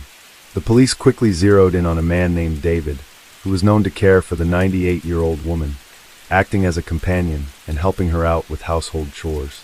Although investigators initially were unable to reach him, he ended up turning up the crime scene out of concern for his friend. Police then grew suspicious after David expressed concern that his fingerprints would likely be found inside the home. He was brought in for questioning and provided a DNA sample to be tested against the discarded plastic glove. However, it was not a match for his DNA, and the investigators were right back at square one. According to Sergeant Don Shizminos, He just really cared about Margaret and really had concern that he would have an answer as to what happened. Running out of leads, the investigators began looking into strings of petty crimes in the area, including a trailer at a construction site that had been broken into. Thankfully, whoever committed this crime was dumb enough to leave their phone behind at the scene, and that led the investigators to a young man only known in official documents as Zachary. Now, when they brought in Zachary for questioning, he began to squeal immediately and rolled on his friend, 17-year-old Gavin Ramsey. He admitted that Gavin hadn't been present at the break-in at the construction site, but insisted that he was involved in many other petty crimes in the area. He also claimed, of course, that it was all Gavin's idea. The investigator brought Gavin in for questioning, who was accompanied by his mother, Christine, as he was still a minor at the time. He admitted to petty theft, breaking into vehicles, and after asking his mother to leave the room, he admitted to something else. According to court documents, Gavin would often meet men on dating apps for the purpose of hooking up or simply robbing them, and I quote, that on at least one occasion, he assaulted a man to get him out of the car and indicated that he would routinely take men's cars to get away. When asked about the murder of Margaret Douglas, Gavin claimed that he knew nothing about it. It was until the police started going through his phone. While scrolling through Gavin's photo gallery, the police found numerous photos and videos of Margaret that had been taken from inside of her home without her knowledge. The teenager had somehow snuck into the woman's house and recorded her in secret. The evidence was damning. Realizing that he had been caught, Gavin began to spill his guts, claimed to have snuck into Margaret's Portage Street home simply for thrills and just to record her while she slept. However, when the woman awoke to find Gavin in her bedroom, he claimed that he forced her to the ground and strangled her before he even knew what he was doing, out of fear, if you will. But the damning part was the evidence located on his phone that he did not want to talk about with police. According to Detective Matt Markley of Wadsworth Police Department, he degraded her body, videotaping and taking pictures. He'd actually been in there with her for a while. Now, while I respect Detective Markley's discretion, this was probably the understatement of the decade. After Gavin strangled the life out of poor Margaret, he then proceeded to videotape himself participating in various forms of necrophilia with her corpse. Now, if you've watched our channel for a while, you know we regularly omit some of the more grotesque details like this for a number of reasons. However, we still want to drive the point home about how sick of a human being Gavin is. So we'll tell you a little bit, but for those who really want the full picture, the court documents are readily accessible online. Again, we are heavily redacting the details here. In one video, he pleasured himself with her cold, dead hand. He undressed her body and assaulted her with gloves to avoid leaving DNA. In one picture, Margaret can be seen lying on a couch with Gavin's gloved hand around her throat. In another video, Gavin can be seen dragging Margaret across the carpet. In this video, he posed her body in a suggestive manner. The degradation of Margaret's body went on for approximately 2 hours between 2:09 a.m. and 4:10 a.m. Gavin only left because his parents were about to be up for the day. Gavin Ramsey was arrested and charged as an adult with 9 counts, including 4 counts of aggravated murder, 2 counts of murder, 1 count of kidnapping, 1 count of aggravated burglary, and 1 count of gross abuse of a corpse. A search of the Ramsey Summit Street home uncovered all of the evidence that the investigators could need. A plastic glove that was a match for the glove found inside of Margaret's home, as well as her missing wallet. Another damning piece of evidence was a journal that the investigators located. This was much more than just your standard teenage angst or edgelord variety type of journal. Gavin had written about fantasies he had involving essay and murder and his apparent love for serial killers. In one entry dated January 19, 2019, he wrote, "I just want to go off on someone and beat them until they're not breathing anymore. I honestly want to take someone's life. I want to know what it would feel like to stand over someone's dead body." According to Sergeant Don Chismanos, after reading those, there was no doubt in my mind that Gavin would kill again if he had the opportunity. This is something he enjoys, that he finds pleasure in. During the course of the investigation, Gavin was seen by Dr. Lynn Luna Jones. Now, Dr. Jones was a board-certified forensic psychologist and the chief psychologist at the Psychodiagnostic Clinic in Akron, Ohio. Gavin shared that he'd been using alcohol, weed, LSD inhalants, and concerta, which can be used to treat ADHD and narcolepsy. He said that in the year leading up to Margaret's murder, he drank alcohol daily, about a fifth of vodka or whatever he could get his hands on. Dr. Jones diagnosed Gavin with a conduct disorder, a sexual sadism disorder, 3 separate disorders with regard to his substance use, and a depressive disorder. She noted that in Gavin's case, recidivism is high and treatment needed to be very, very intense. Dr. Jones noted that Gavin didn't appear to be motivated to change his behavior. She further noted that Gavin was criminally sophisticated and knowingly engaged in crimes, displaying a callous disregard for the harm he causes others. Allegedly, the carjacking and Margaret's murder weren't even Gavin's first incidents of violence. When he was 10 years old, there was already concerns of him becoming a danger to himself and others after he was caught chasing his siblings with knives. At trial, Gavin's mother, Christine Ramsey, tried to claim that the SSRI Zoloft had changed her son for the worse. She blamed the drug for her son's actions, but when she was cross-examined, she admitted that he hadn't started taking the 3 months prior to the murder. She also testified that she's not a doctor and that outside of her intuition, she cannot isolate Zoloft as the sole cause of what her son did. She was also unsure if perhaps the fifth of liquor per day, the weed, the LSD, or the other illicit drugs he was taking could have possibly been the culprit, or that, her kid is a psychopath. After the trial court denied the defense's motion to suppress evidence, Gavin Ramsey pled no contest to the 9 charges against him. He was found guilty on all counts, and following an evidentiary hearing was sentenced to life in prison, without the possibility of parole for aggravated murder. He was also sentenced to an additional 10 years for aggravated burglary, 10 years for kidnapping, and 12 months for abuse of a corpse, all of which were to run consecutively to the aggravated murder charge.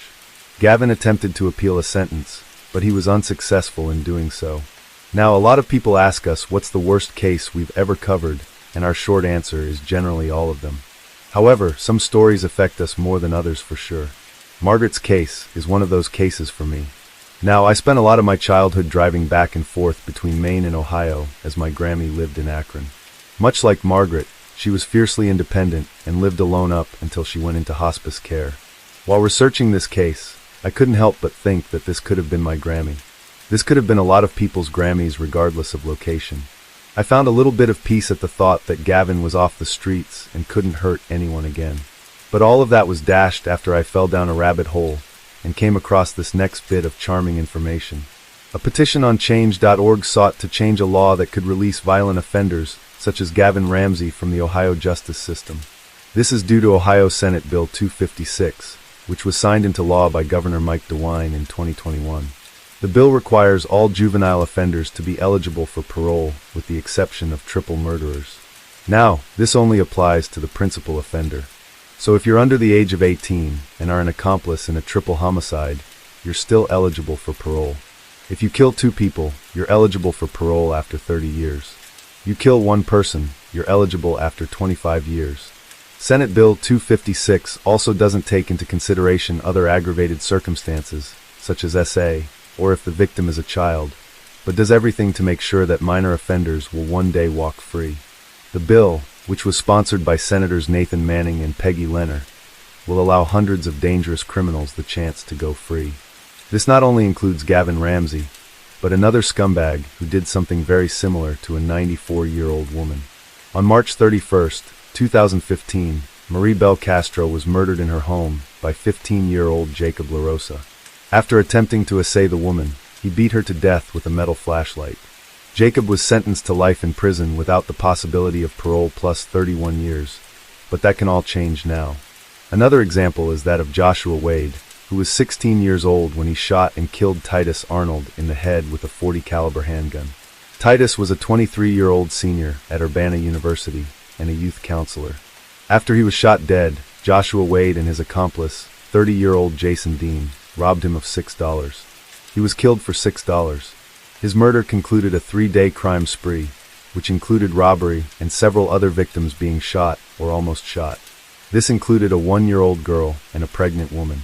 Due to Ohio Senate Bill 256, Joshua will be eligible for parole in 2030 after serving only 25 years of his 56 years to life sentence. However, Stephanie Tengler, who runs the United for Joshua website, had this to share. Those of us who have family members or loved ones serving life sentences they were given as children in Ohio have been working on this for many years.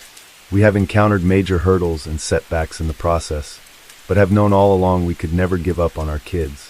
The signing of this bill means we have hope that someday our loved ones will come home to us, and that those who were told they would die in prison will wake up with a newfound hope in their hearts too. Senator Manning echoed her sentiment, stating, "Passage of this bill is an important step in making Ohio a fair state for all." Thank you to my colleagues in the Ohio legislature, and to those who joined us in working on this legislation to help move Ohio's juvenile justice system forward. According to Preston Shipp of the Campaign for the Fair Sentencing of Youth Senior Policy Council, we've seen an incredible uptick in state legislatures banning life without parole for kids, and until now Ohio has been woefully out of step with that national trend toward youth sentencing reform. Children must be held accountable for their actions, but because they are fundamentally different from adults in their ability to assess risk and consequences and their unique capacity for change, they should be held accountable in age-appropriate ways with a focus on rehabilitation and reintegration into society. Now, I am sure there are examples of people who were convicted as minors that have turned their lives around, and maybe they are truly rehabilitated. I obviously can't sit here and say that there is no case where this bill passing would be a positive. However, on the topic of Gavin Ramsey specifically, it is hard not to feel genuine concern for public safety if someone like him is back on the streets. We would like to remind everyone that Gavin Ramsey was 17 years old when he murdered a 98-year-old woman and engaged in necrophilic acts with her corpse. He was 10 months shy of his 18th birthday at the time of the crime. Is it possible that during that 10 months Gavin would have had some sort of epiphany and become able to resist his violent impulses? I need you to tell me, because I am not a psychologist, so I really need someone qualified to explain this to me. During the course of the investigation, Gavin literally told the detectives that if he hadn't been stopped, that he would probably have killed again, and I am inclined to believe him. Margaret's niece, Cindy Lesher, was interviewed by News 5 Cleveland about the bill, and this is what she had to say. When he was sentenced, it was like, okay, we took A and now you're looking at, here we go. Now he may be back in society at some time. She added, this is not some poor little juvenile that did something and got punished for life. You deserve that. You lost rights when you walked into her house uninvited. No matter where you stand with regard to juvenile sentencing, one can't ignore the fact that this measure is re-victimizing families over and over again each time the person that murdered their loved one is up for parole. As of the date of this recording in April of 2025, the Change.org petition has only garnered 743 signatures. We will have the link to the petition down below, just in case you're interested. Margaret's funeral was held at noon on Saturday, April 21st, 2018 at the Hilliard Rossbert Funeral Home in Wadsworth. 2 days later, she was laid to rest alongside her husband Donald at the Ohio Western Reserve National Cemetery, a military cemetery in Rittman.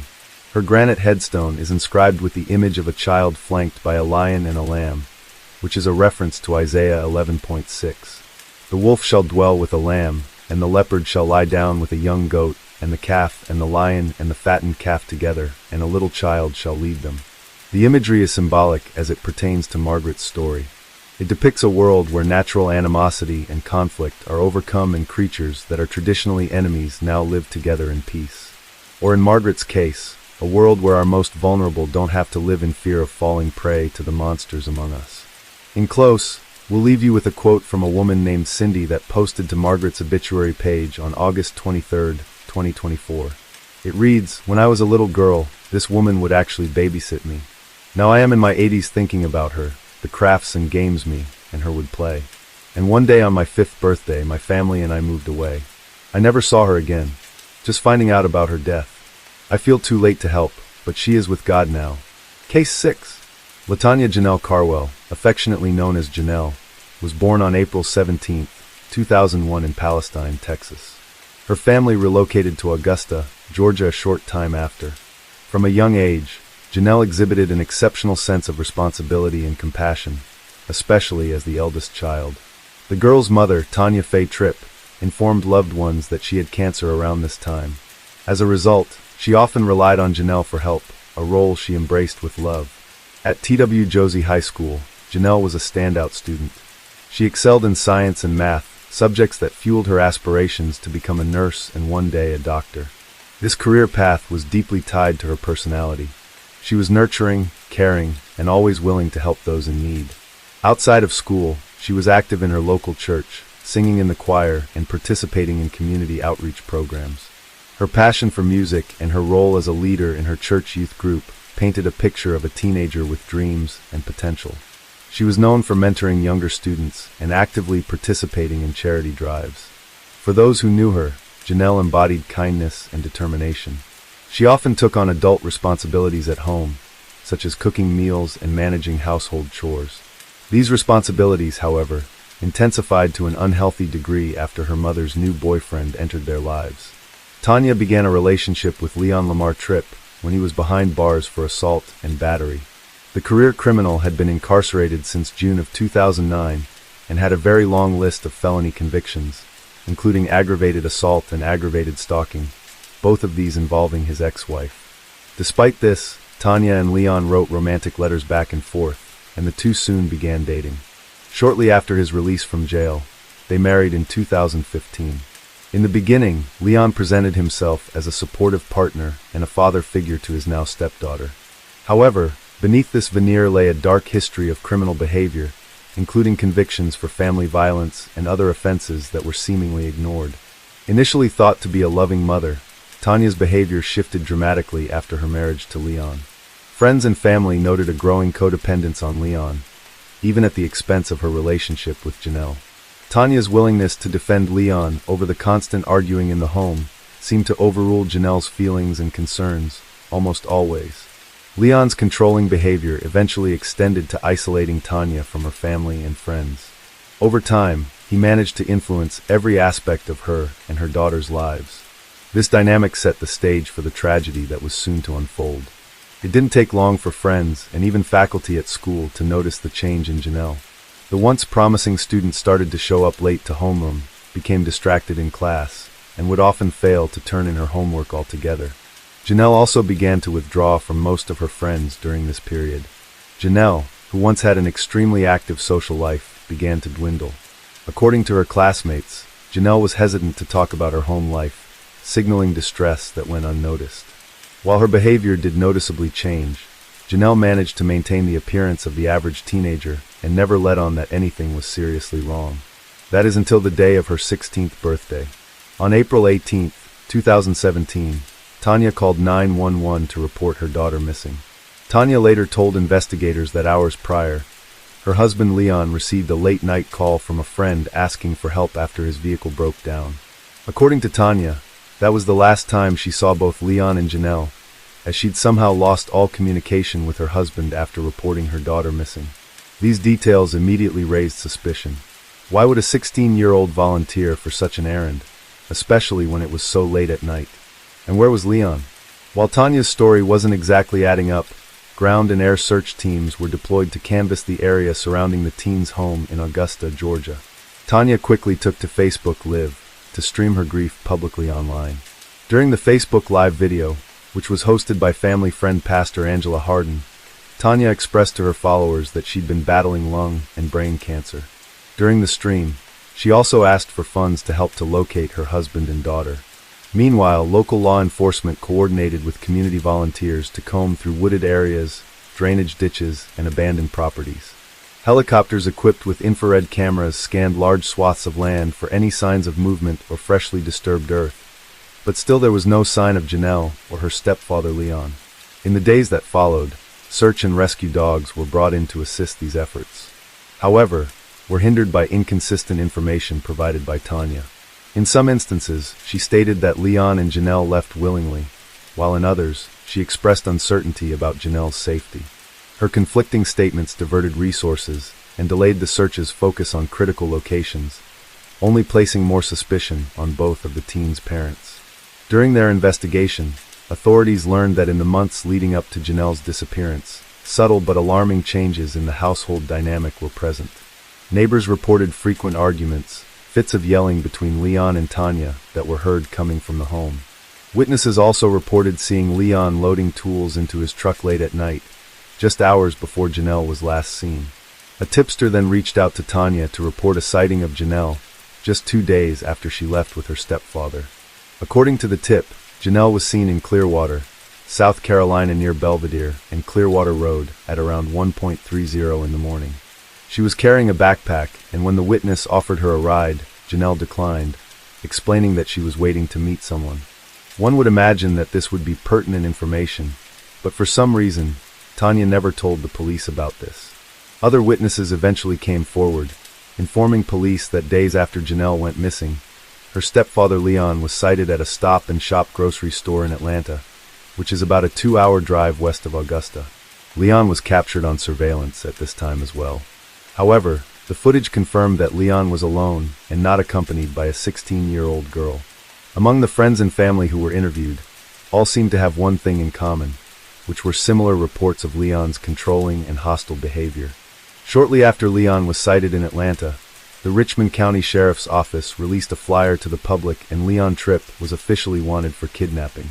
Meanwhile, Janelle's mother, Tanya, appeared in multiple news interviews following her daughter's disappearance, expressing concern and pleading for her daughter's return. Talk shows like the Michael Bay's Den Show and the Ricky Smiley Morning Show took interest in Janelle Carwell's case as well, sharing her story and raising awareness about her disappearance. The local news outlet, Channel 6, reported that some people following the case speculated about the potential relationship between Janelle and her stepfather. When this theory was brought up to Tanya, she dismissed it immediately. "He meant to all this prettiness, and he gonna run away with our daughter? Come on now." As weeks turned into months, the search for the missing 16-year-old girl and her stepfather slowly came to a halt. The public was urged to come forward with any information they had, but however, each lead ultimately resulted in a dead end. Eventually, the case of Janelle's strange disappearance went cold. Law enforcement started taking a closer look at Leon and Tanya. Cell phone records and witness testimonies ultimately contradicted Tanya's initial timeline of events. Not to mention Leon, who at this point was nowhere to be found, implicated the couple even further. Subsequently, authorities launched a manhunt and eventually tracked Leon to a U-Haul facility in DeKalb County, just outside of Atlanta, on May 23, 2017. In the passenger seat of the truck was Janelle's mother, Tanya. Evidently, Leon and Tanya had plans to flee as the U-Haul was packed to the brim with virtually all their personal belongings. Luckily, authorities had caught up with them before they had the chance, and Leon and Tanya were taken into custody without incident. During Leon Tripp's interrogation, he inadvertently revealed critical moments of inconsistency, all while implying knowledge of Janelle's brutal fate. At first, he was defiant with the police. However, Leon's facade began to crumble under pressure when he told detectives that he never went to help his friend with his car troubles in South Carolina. Instead, he claimed he and Janelle drove to Atlanta before providing his stepdaughter with some cash and instructing her to catch a bus back to Augusta. According to his new version of events, that was the last time he ever saw Janelle.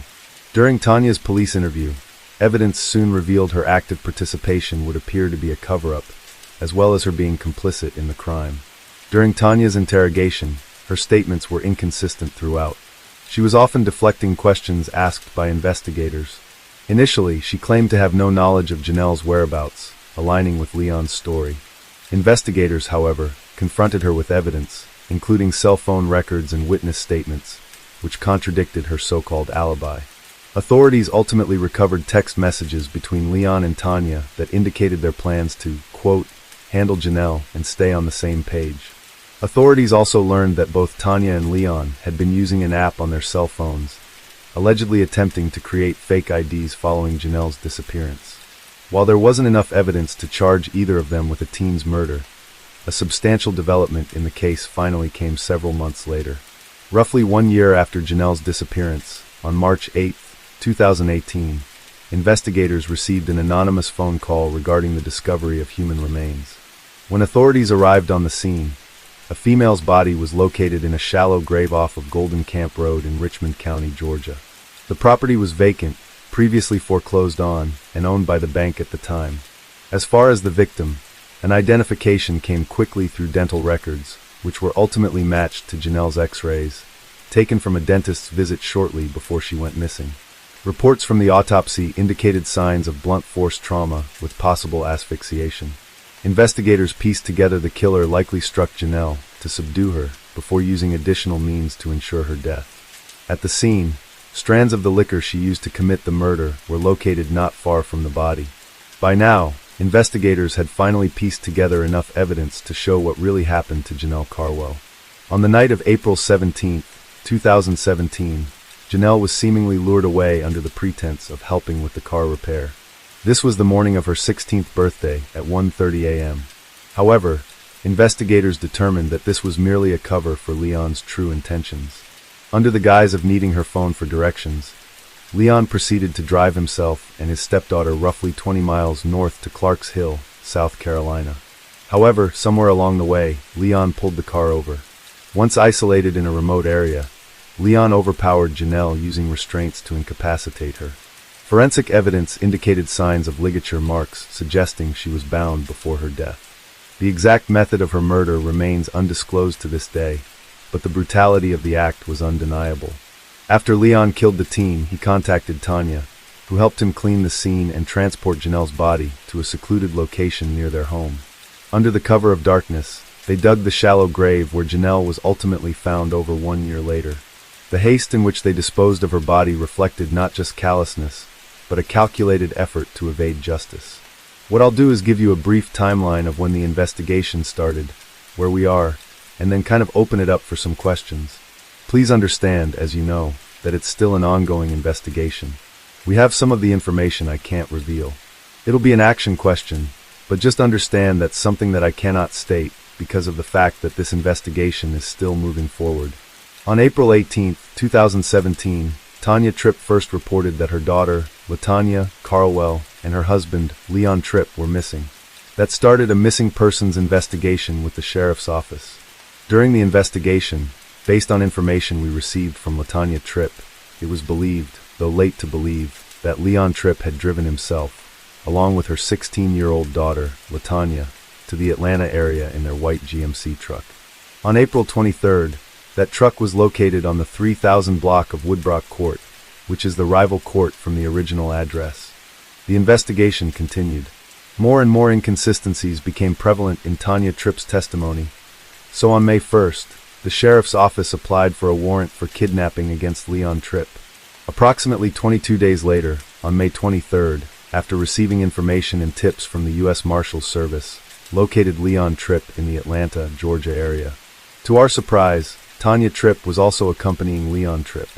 On August 23rd, warrants were applied for and obtained for murder on Leon Tripp and for concealing the death of another Tanya Tripp in reference to the disappearance of her daughter, the 16-year-old Janelle Carlwell. At that time, the body had been recovered, but based on information throughout the investigation, we felt confident to move forward with a murder investigation and no longer a missing person or a kidnapper. On March 8th of 2018, we received a phone call from a citizen that they were surveying the backyard of a residence at 2211 Golden Camp Road and discovered what they believed to be human remains. At that time, the scene was secured. We made contact with Dr. Alice Gooding, anthropologist contracted through the GBI. The scene was secured on March 9th. Investigators, along with Dr. Gooding, returned to the Golden Camp Road address and conducted a thorough forensic at the product D of the site where the remains were located. Once those remains were collected, they were gathered, turned over to the coroner's office, and then transported to the GBI crime lab for autopsy and identification. On March 12th, of course, there was a course of investigation because we did have a missing person. We were able to obtain general records of Lieutenant Carlwell. Those records were delivered to the GBI crime lab in Atlanta, at which time they confirmed through those general records that the remains that we had discovered on Golden Camp Road was in fact that of Lieutenant Carlwell. This has been a long and exhausting investigation, but it will not conclude until the successful prosecution of Leon and Lieutenant Tripp. I would like to thank my investigators, as well as operational support personnel, for their tireless efforts in the recovery of Janelle, in the recovery of the remains of Janelle's body. Also, the community support has been overwhelming as they have embraced this case as if Janelle was their own child. Without the help of the community, I don't feel that this case would be at this stage. As I stated earlier, this case is far from over, but at least now the community can find peace that Janelle can finally be laid to rest, and we can move forward with the prosecution. Following their arrest, Tanya Tripp's bond was originally set at $500,000, however, it was later updated to $880,400. And as for Leon, he was denied bond altogether. Both defendants were charged with a range of crimes, including malice murder, felony murder, kidnapping with bodily injury, and concealing a death. Initially, prosecutors sought the death penalty, citing the premeditated and heinous nature of the crime. However, in 2023, the state re-indicted the couple, opting for life imprisonment without the possibility of parole. This decision aimed to expedite the judicial process and provide a measure of closure for Janelle's family. Following multiple delays, Tanya and Leon both saw their day in court in 2024. At trial, the harrowing details regarding the events leading to Janelle's death were revealed. Prosecutors presented a wealth of evidence, including forensic analysis, digital communication records, and testimonies from witnesses who recounted the couple's suspicious behavior. Investigators highlighted the calculated nature of their actions, emphasizing the cruelty of their betrayal. Defense attorneys for Leon argued that Tanya was the mastermind, while Tanya's legal team portrayed her as a victim manipulated by Leon. Prosecutors introduced evidence that indicated that Leon and Tanya Tripp had previously solicited someone to kill Janelle on 3 separate occasions between 2015 and 2016. In addition, the strands of ligatures located at the crime scene showed the presence of DNA, which ultimately came back as a match to the victim's stepfather. Furthermore, the state called upon experts concerning both defendants' cell phone data. More specifically, pings from local cell towers ultimately placed both Leon and Tanya at the dump site shortly after Janelle was murdered. As if that wasn't enough, perhaps the most damning piece of evidence came from when the soil samples were presented in court. Various forensic analysts took to the stand to testify, establishing that the dirt recovered from the crime scene matched that of soil particles located in Leon's pickup truck following the murder. Both of them maintained their innocence despite the overwhelming evidence there is against them. In the wake of Janelle's death, the community rallied together, organizing vigils and fundraisers to honor her memory. A GoFundMe campaign was established to cover funeral expenses and support her siblings. A church where Janelle was an active member held a memorial service, drawing hundreds of attendees who shared stories of her kindness and generosity. Janelle's funeral was held 3 days before her 17th birthday at Great Young Zion Baptist Church in Augusta, Georgia. Her deeply emotional event drew hundreds who gathered to pay their respects, celebrating her life while mourning her untimely death. Friends and family shared heartfelt tributes, remembering Janelle's warmth, intelligence, and boundless potential. The funeral served as both a farewell and a call to action, urging attendees to advocate for justice and the protection of children. While her family continues to grieve, they remain committed to honoring Janelle's memory through outreach and awareness efforts. The handling of Janelle's disappearance by law enforcement faced criticism.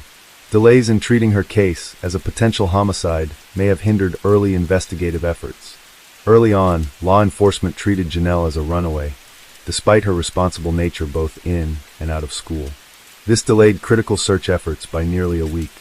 That is huge in a missing persons case. In addition, authorities had actually located Leon's pickup truck abandoned halfway between Augusta and Clarks Hill, South Carolina early on. Not only did this indicate that the two never made it to Clarks Hill, but this crucial lead should have been taken more seriously by police. This case highlights the importance of swift action and thorough protocols when dealing with missing persons, particularly minors. Advocacy groups have since called for reforms in how such cases are managed, emphasizing the need for better training and resources for law enforcement. Janelle's story is a stark reminder of the work still needed to protect vulnerable individuals. Case 7. Cameron Athena Jean Schlitter was born in Cedar Rapids, Iowa on September 23, 2008. The parents Zaria Schlitter and Nicole King. She was described as a happy child with a contagious smile. After the couple ended their relationship in November of 2009, they initially shared custody of Cameron. However, Nicole soon faced financial instability after moving out of the family home. Struggling to provide for Cameron, Nicole asked Zaria to care for her temporarily while she got back on her feet. In February of 2010, Zaria was granted temporary custody of Cameron, giving him primary care of their daughter while Nicole searched for a permanent living situation. A short time later, Zaria began a relationship with a woman named Amy Jo Palmer, who had 2 children of her own. Amy harbored a sense of resentment towards Cameron from the very start, and sources close to the family later recalled how Amy had little to no patience for her. Just months after she was born, Cameron's health and behavior declined drastically under both Zaria and Amy's care. When Cameron started daycare in early March 2010, she initially adjusted well. She played with the other children, ate well, and napped without any issue whatsoever. However, the first week that she was there, the staff noticed bruises and abrasions on her skin. When confronted about this, Zaria and Amy initially provided their own excuses, claiming that Cameron had fallen or that she was hitting herself. They kept referring to her as being a little brat. On another occasion, Amy claimed Cameron's bruises were from bumping into a bookshelf, but later said that a pack and play had fallen on her. It became evident to the daycare staff almost right away that something was wrong, that Cameron was more than likely suffering some form of violence behind closed doors. Once energetic and full of life, Cameron eventually became withdrawn and lethargic. She would allegedly wake up screaming from nightmares. By now, she had also lost a significant amount of weight, something that daycare workers also noticed. Amy and Zaria both claimed that Cameron had been refusing to eat.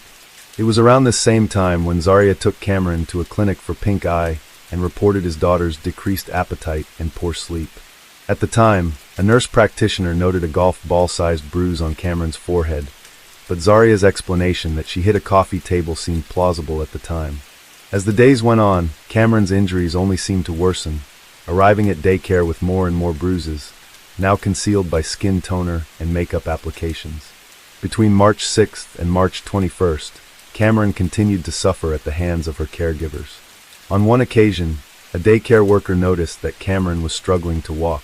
They did report the incident to Child Services, however, for some reason, Cameron was allowed to remain under the care of both Zaria and Amy. One afternoon, daycare staff noted that Cameron developed a fever and failed to show up for the rest of the week. In the days that followed, Cameron's suffering would finally come to an end, but at the cost of her innocent life. On March 21st, 2010, Amy called 911, claiming that Cameron was unresponsive. Paramedics swiftly arrived on the scene, only to find that the toddler was barely breathing. Cameron's head was swollen, her body was riddled with bruises that covered her entire face, arms, and legs. She was immediately rushed to the hospital, where doctors determined that Cameron had suffered severe head trauma, brain swelling, and additional internal injuries, all indicative of prolonged physical violence. According to Dr. Michael D'Alessandro, a radiologist at the University of Iowa Children's Hospital, Cameron's acute brain hemorrhaging and massive swelling suggested that her injuries occurred within hours of the 911 call. The force needed to cause this injury was extreme, consistent with a child being violently shaken, slammed, or struck against a hard surface. The severity of Cameron's injuries led doctors to perform emergency surgery in an attempt to relieve the swelling in her brain. A portion of her skull was removed, but they found that the damage was just too severe. Despite this, the swelling continued. Doctors made a final attempt to save Cameron's life by placing a drain in her skull to remove excess fluid. Unfortunately, this too failed. Cameron was then placed in a medically induced coma, her last chance at survival. A nurse who was present during one of Zaria's visits later testified that he walked to Cameron's bedside, looked at her, and quietly said, "I'm sorry." While this statement might have seemed remorseful, hospital staff noted that he showed visible emotion at seeing his daughter in a state. Less than a week later, and after 2 failed brain surgeries, 18-month-old Cameron Schlitter was tragically pronounced dead after being removed from life support on March 28, 2010. An autopsy confirmed that Cameron had suffered multiple head injuries at different times leading up to her death. The medical examiner ultimately concluded repeated assaults led to her fatal brain injuries and ruled Cameron's death a homicide. Following their interviews with police and subsequent arrests, Amy claimed that on March 21st, she had awoken Cameron from a nap at around 3:30 p.m. After bathing her 4 hours later and putting her to bed, she claimed to have retrieved Cameron's blanket and favorite toy. When she returned, Amy claimed that Cameron's eyes had somehow rolled back in her head, her body had stiffened, and she began convulsing, which according to her was when she called 911. Amy and Zaria denied ever hitting Cameron. During his police interviews, Zaria admitted that he occasionally became frustrated with his daughter, but that he never once harmed her. He went on to say that Cameron had become more clingy and irritable after recovering from an ear infection and pink eye leading up to her death, but once her fever broke, she returned to normal health. When asked about the day Cameron was rushed to the hospital, Zaria told investigators he was at home watching her, but that she was really whiny and kept following him around. He also revealed that Cameron had only slept 3 hours the night before. When asked about his girlfriend Amy's potential involvement, Zaria defended her, claiming that Amy was too nice to commit any acts of violence towards his daughter. Zaria first told police he was unaware of Cameron's bruises, but later admitted he saw them and that he had been rough with her. While being questioned, he eventually admitted to becoming frustrated with Cameron and frequently needed to step away to cool down. He went on to make an odd comment, stating that someone making an educated guess would think he was responsible for the injuries because all the arrows are pointing to him. Still, he denied any involvement in his daughter's death. Evidence recovered from the home, however, told a much different and darker story than what either Amy or Zaria had provided to police. Investigators ultimately found a tissue in Amy's home with Cameron's DNA and traces of makeup on it, the same type used to cover her bruises, reinforcing the possibility of ongoing violence in the home. Months after Cameron's death, Zaria reached out to investigators on his own accord, informing authorities that he wanted to help in the case. In his shocking admission, his story changed completely, now acknowledging that he noticed Cameron's bruises for weeks before her death, and that he himself had been, as he put it, harsh with Cameron at times. On Thursday, April 1st, 2010, a visitation was held at the Cedar Memorial Park Funeral Home in Cedar Rapids, Iowa. Family and friends gathered to grieve and share memories, attempting to find solace in the wake of this unspeakable tragedy. The following day, a private family service took place where the closest to Cameron said their final farewells at Cedar Memorial Park Cemetery, where she was buried. Both Zaria Schlitter and Amy Palmer were initially charged with first-degree murder and child endangerment, resulting in death. However, the charges for both defendants were later reduced to child endangerment and involuntary manslaughter. At Zaria's trial, Cameron's mother, Nicole, testified that Zaria had been physically aggressive with their daughter prior to their separation. She recalled an incident where he once angrily threw blankets into Cameron's crib and cursed at her for crying. According to Nicole, this event was a major catalyst in their relationship, which led to the couple breaking up. During the month Cameron was in Zaria's care, Nicole attempted to see her frequently. She told the court how she noticed bruises on Cameron's face between March 8th and 12th, and by March 17th, Cameron seemed withdrawn, sick, and medicated. She noticed that a plum-sized bruise had appeared on her forehead. While visiting Nicole's aunt on March 19th, Cameron screamed and pulled out her own hair, only to suddenly calm down when they were about to leave. Nicole initially believed Amy was solely responsible for the violence. However, her perspective shifted after seeing photographs of Cameron's bruises and fingernail marks on her body. Nicole testified that the fingernail marks were consistent with how Zaria would roughly pick up Cameron, and she did not believe Amy was capable of causing those specific injuries. Nicole had also revealed that Zaria had contacted her 2 days before the trial, asking her to talk him up and support his version of events when she testified. One of the doctors who tried to save the young girl's life also testified in court, establishing that Cameron's brain injuries were consistent with repeated trauma, and her hair pulling was likely a reaction to stress. In addition, the prosecution called several members of Cameron's daycare staff to the stand who testified about how Zaria had dismissed concerns about Cameron's injuries, claiming that he simply hadn't noticed them. However, records showed that he had given conflicting answers on different occasions regarding how Cameron had been hurt. In 2010, Zaria Schlitter was found guilty of child endangerment resulting in death and involuntary manslaughter. He was sentenced to 50 years in prison.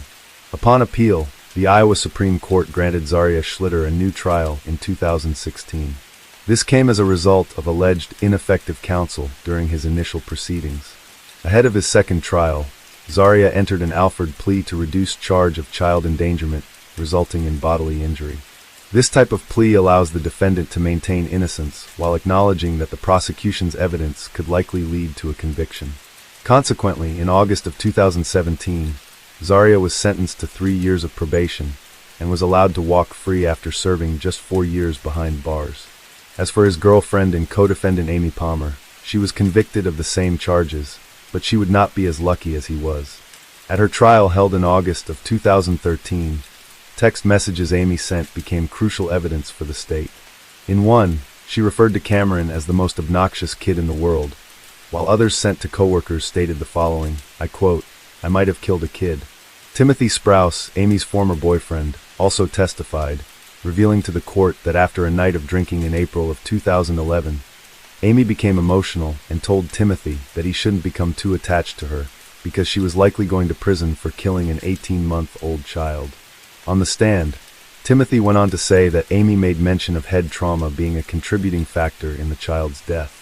Aside from expressing concern that she would surely lose custody of her 2 surviving children, Amy remained aloof and didn't provide much more detail during her conversation with Timothy.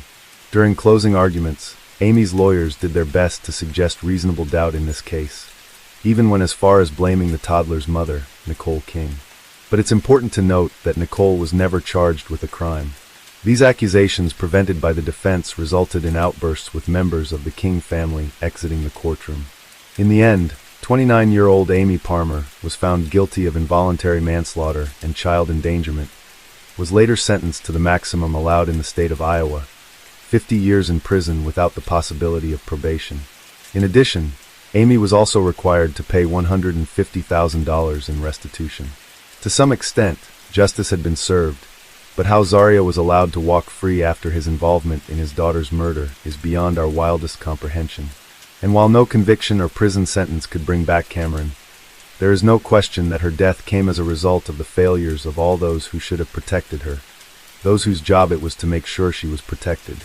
Several years before and on the other side of the country, in the state of Rhode Island, another innocent child, Thomas J.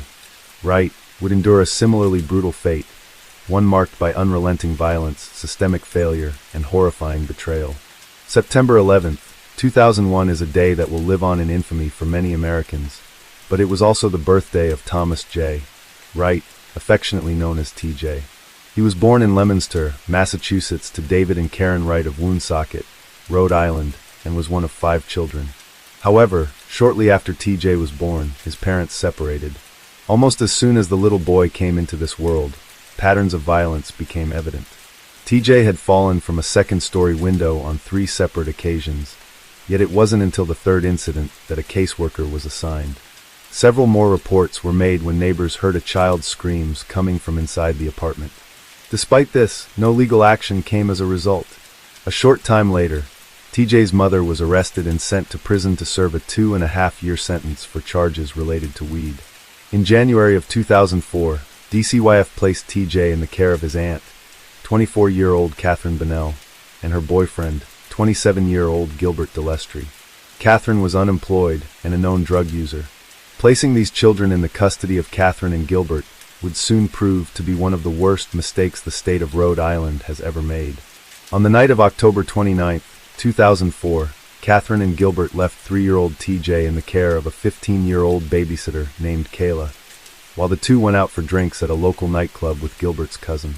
When they returned to the Walnut Hill Apartments on Diamond Hill Road in Woonsocket hours later, they found the babysitter fast asleep on the couch and a bowl of yogurt and milk spilled all over the floor. The babysitter awoke to find Catherine screaming in a fit of rage, and Gilbert went upstairs to TJ's room where several slaps could be heard, followed by TJ's cries. The babysitter then witnessed Catherine storm upstairs, where she grabbed TJ by his arms and began dragging him back down to the first floor, deliberately slamming her knee into his back with each step. When they reached the bottom, Catherine threw TJ onto the floor with such force that his face bounced off the ground. As he lay sobbing, struggling to understand why he was being hurt, Catherine continued. She repeatedly punched him in the chest, stomach, and back with a closed fist. While ignoring his cries, Catherine began to shout, "Why did you mess up my floor? What is the matter with you? Why did you do this in the living room?" But the torture didn't stop there. Catherine, ignoring TJ's injuries, decided to humiliate him further. She poured milk over his head and continued screaming at him, blaming him for the mess, shouting, "You want to waste my milk? You want to waste my fucking milk?" At this point, Catherine turned to the babysitter and suggested that she leave. Once she did, Gilbert joined in on the attack by lifting TJ into the air and throwing him across the room. TJ's body traveled several feet before landing on the floor with his legs twisted beneath him. Gilbert then picked TJ up and placed him on the steps. With his breathing becoming increasingly labored, Gilbert slapped the boy, causing him to fall down roughly 6 to 8 steps, at which time TJ lost consciousness. Gilbert's cousin, who was in the car at the time, eventually heard the noise and ran inside and attempted to intervene. But instead of calling for help, Catherine blocked him from trying to help the boy. Gilbert then picked up the boy's motionless body, carried him back up to his room, and placed him in his crib. Several minutes later, Gilbert suggested Catherine go check on him, but TJ was barely breathing. In a panic, she dumped cold water on him in an attempt to wake him up, but TJ still wasn't moving and his face had turned blue. That's when Catherine finally decided to call 911, where she told the dispatcher that TJ was sick and that they needed an ambulance. When paramedics arrived at 3:30 a.m., they found TJ in his crib with black eyes, blood in his mouth, and vomit covering his mattress. He was rushed to Landmark Medical Center in Woonsocket, where doctors immediately recognized the severity of his condition. He was placed on life support and later transported to Hasbro Children's Hospital. TJ's left arm was broken, and doctors who attempted to save his life described his condition as looking like he'd been in a boxing match. Despite medical intervention, the extent of the little boy's injuries left little hope. At noon on October 31st, 2004, TJ was removed from life support and was pronounced dead. As for the parties responsible, Catherine Bennell initially claimed ignorance, telling officers that when she returned home, she simply found TJ clinging to life. She even attempted to shift the blame onto their babysitter, Kayla. She also tried to coerce TJ's siblings, who were also present and witnessed the attack, into repeating her false narrative. Authorities immediately saw through Catherine's lies. When the babysitter was questioned, she told police how she had witnessed Catherine beating TJ as if he were a teenager. She described the brutality in chilling detail, recounting how Catherine's punches and kicks were full force and landing without mercy. The autopsy ultimately confirmed the babysitter's account. TJ's injuries were extensive and consistent with repeated blunt force trauma, including fractures to his skull, broken ribs, as well as the fracture to his left arm. At just 3 years old, 32 pounds, TJ had been beaten to death. Following the fatal attack, Catherine and Gilbert were arrested and charged with second-degree murder and conspiracy to murder. TJ's funeral was held on Friday, November 5, 2004, at Brandon Funeral Home in Fitchburg, Massachusetts. The service was followed by a burial at Forest Hill Cemetery. Family and community members gathered to mourn the heartbreaking loss of such a young life. During her trial, roughly 4 years later, in May of 2008, Catherine admitted to hitting the child, but attempted to shift the blame onto her boyfriend Gilbert, claiming that he alone delivered TJ's fatal injuries. However, forensic evidence proved that Catherine had initiated the violence and Gilbert had continued it. Autopsy findings ultimately revealed that TJ had suffered a massive subdural hematoma, the result of severe blunt force trauma, causing significant swelling in his brain. The injuries to his head were extensive, including multiple bruises covering his scalp and a large, dark contusion measuring about 4 to 6 inches marred his forehead. On his cheek, 4 parallel bruises were present, a telltale sign of one of many forceful slaps. Deep bite marks were also discovered on TJ's tongue, evidence that in his final moments of suffering, the child had clenched his teeth in agony as a result of the continued assault against him. Gilbert refused to testify in his own defense, remaining silent in court. Lack of remorse and refusal to acknowledge his role in TJ's murder only strengthened the prosecution's case. One of the most damning pieces of testimony came from Gilbert's cousin, who stated that Catherine physically prevented him from helping TJ when the child lost consciousness. The prosecution argued that this demonstrated clear intent to let the child die. Karen Wright, TJ's biological mother and Catherine's sister, addressed the court during victim impact statements where she supported Catherine, insisting that she was innocent and that Gilbert was the sole culprit in the crime. At one point during the trial, Karen screamed from outside the courtroom, stating the following, "I want my baby back. I want my baby back. He killed him. He did that. He did that." In the end, the jury found Catherine Bennell guilty of second-degree murder and conspiracy to commit murder. Catherine appealed her conviction, but was denied. Months later, that October, she was sentenced to life in prison for murder and an additional 10 years for conspiracy. At Gilbert's trial, he was convicted on the same charges and also received a life sentence. In November of 2024, 20 years after her conviction, Catherine was up for parole. But just like her appeal for a retrial, she was denied. She will be eligible for parole again in 2026. Like in nearly all of the cases we cover, there were several missteps by the powers that be. Officials later admitted that they were unaware that Gilbert had previously been caught with a massive quantity of drugs during a traffic stop. In the wake of TJ's death, a state panel concluded that DCYF never should have placed the children in Catherine's custody. The agency's negligence ultimately became a key allegation in a 2018 civil lawsuit exposing widespread failures in Rhode Island's foster care system. Underscoring of TJ's death could and should have been prevented. State reforms included enhanced training for caseworkers, stricter vetting procedures for foster placements, including mandatory criminal background checks and home visits. The settlement also provided financial compensation to TJ's surviving family members. After examining these two cases, one thing is certain, and that's the fact that Cameron Schlitter and Thomas J. Wright should still be here today. Their lives were stolen by cruelty, and their cries for help ignored. We owe it to them to demand change, to ensure that no child suffers as they did. Child homicide remains a deeply troubling issue here in the United States. Between 1999 and 2020, the overall child homicide rate increased annually by an average of 4.3%. with a sharp rise observed from 2019 to 2020. More times than not, family members are almost always the perpetrators. These statistics highlight the urgent need for strategies to protect vulnerable children and address contributing factors before it is too late. Cameron and TJ should be remembered not just as victims, but as symbols of the urgent need for reform. Their stories must not be forgotten. Both children were under the care of adults who should have nurtured and protected them. Instead, they suffered unimaginable violence at the hands of those they trusted the most.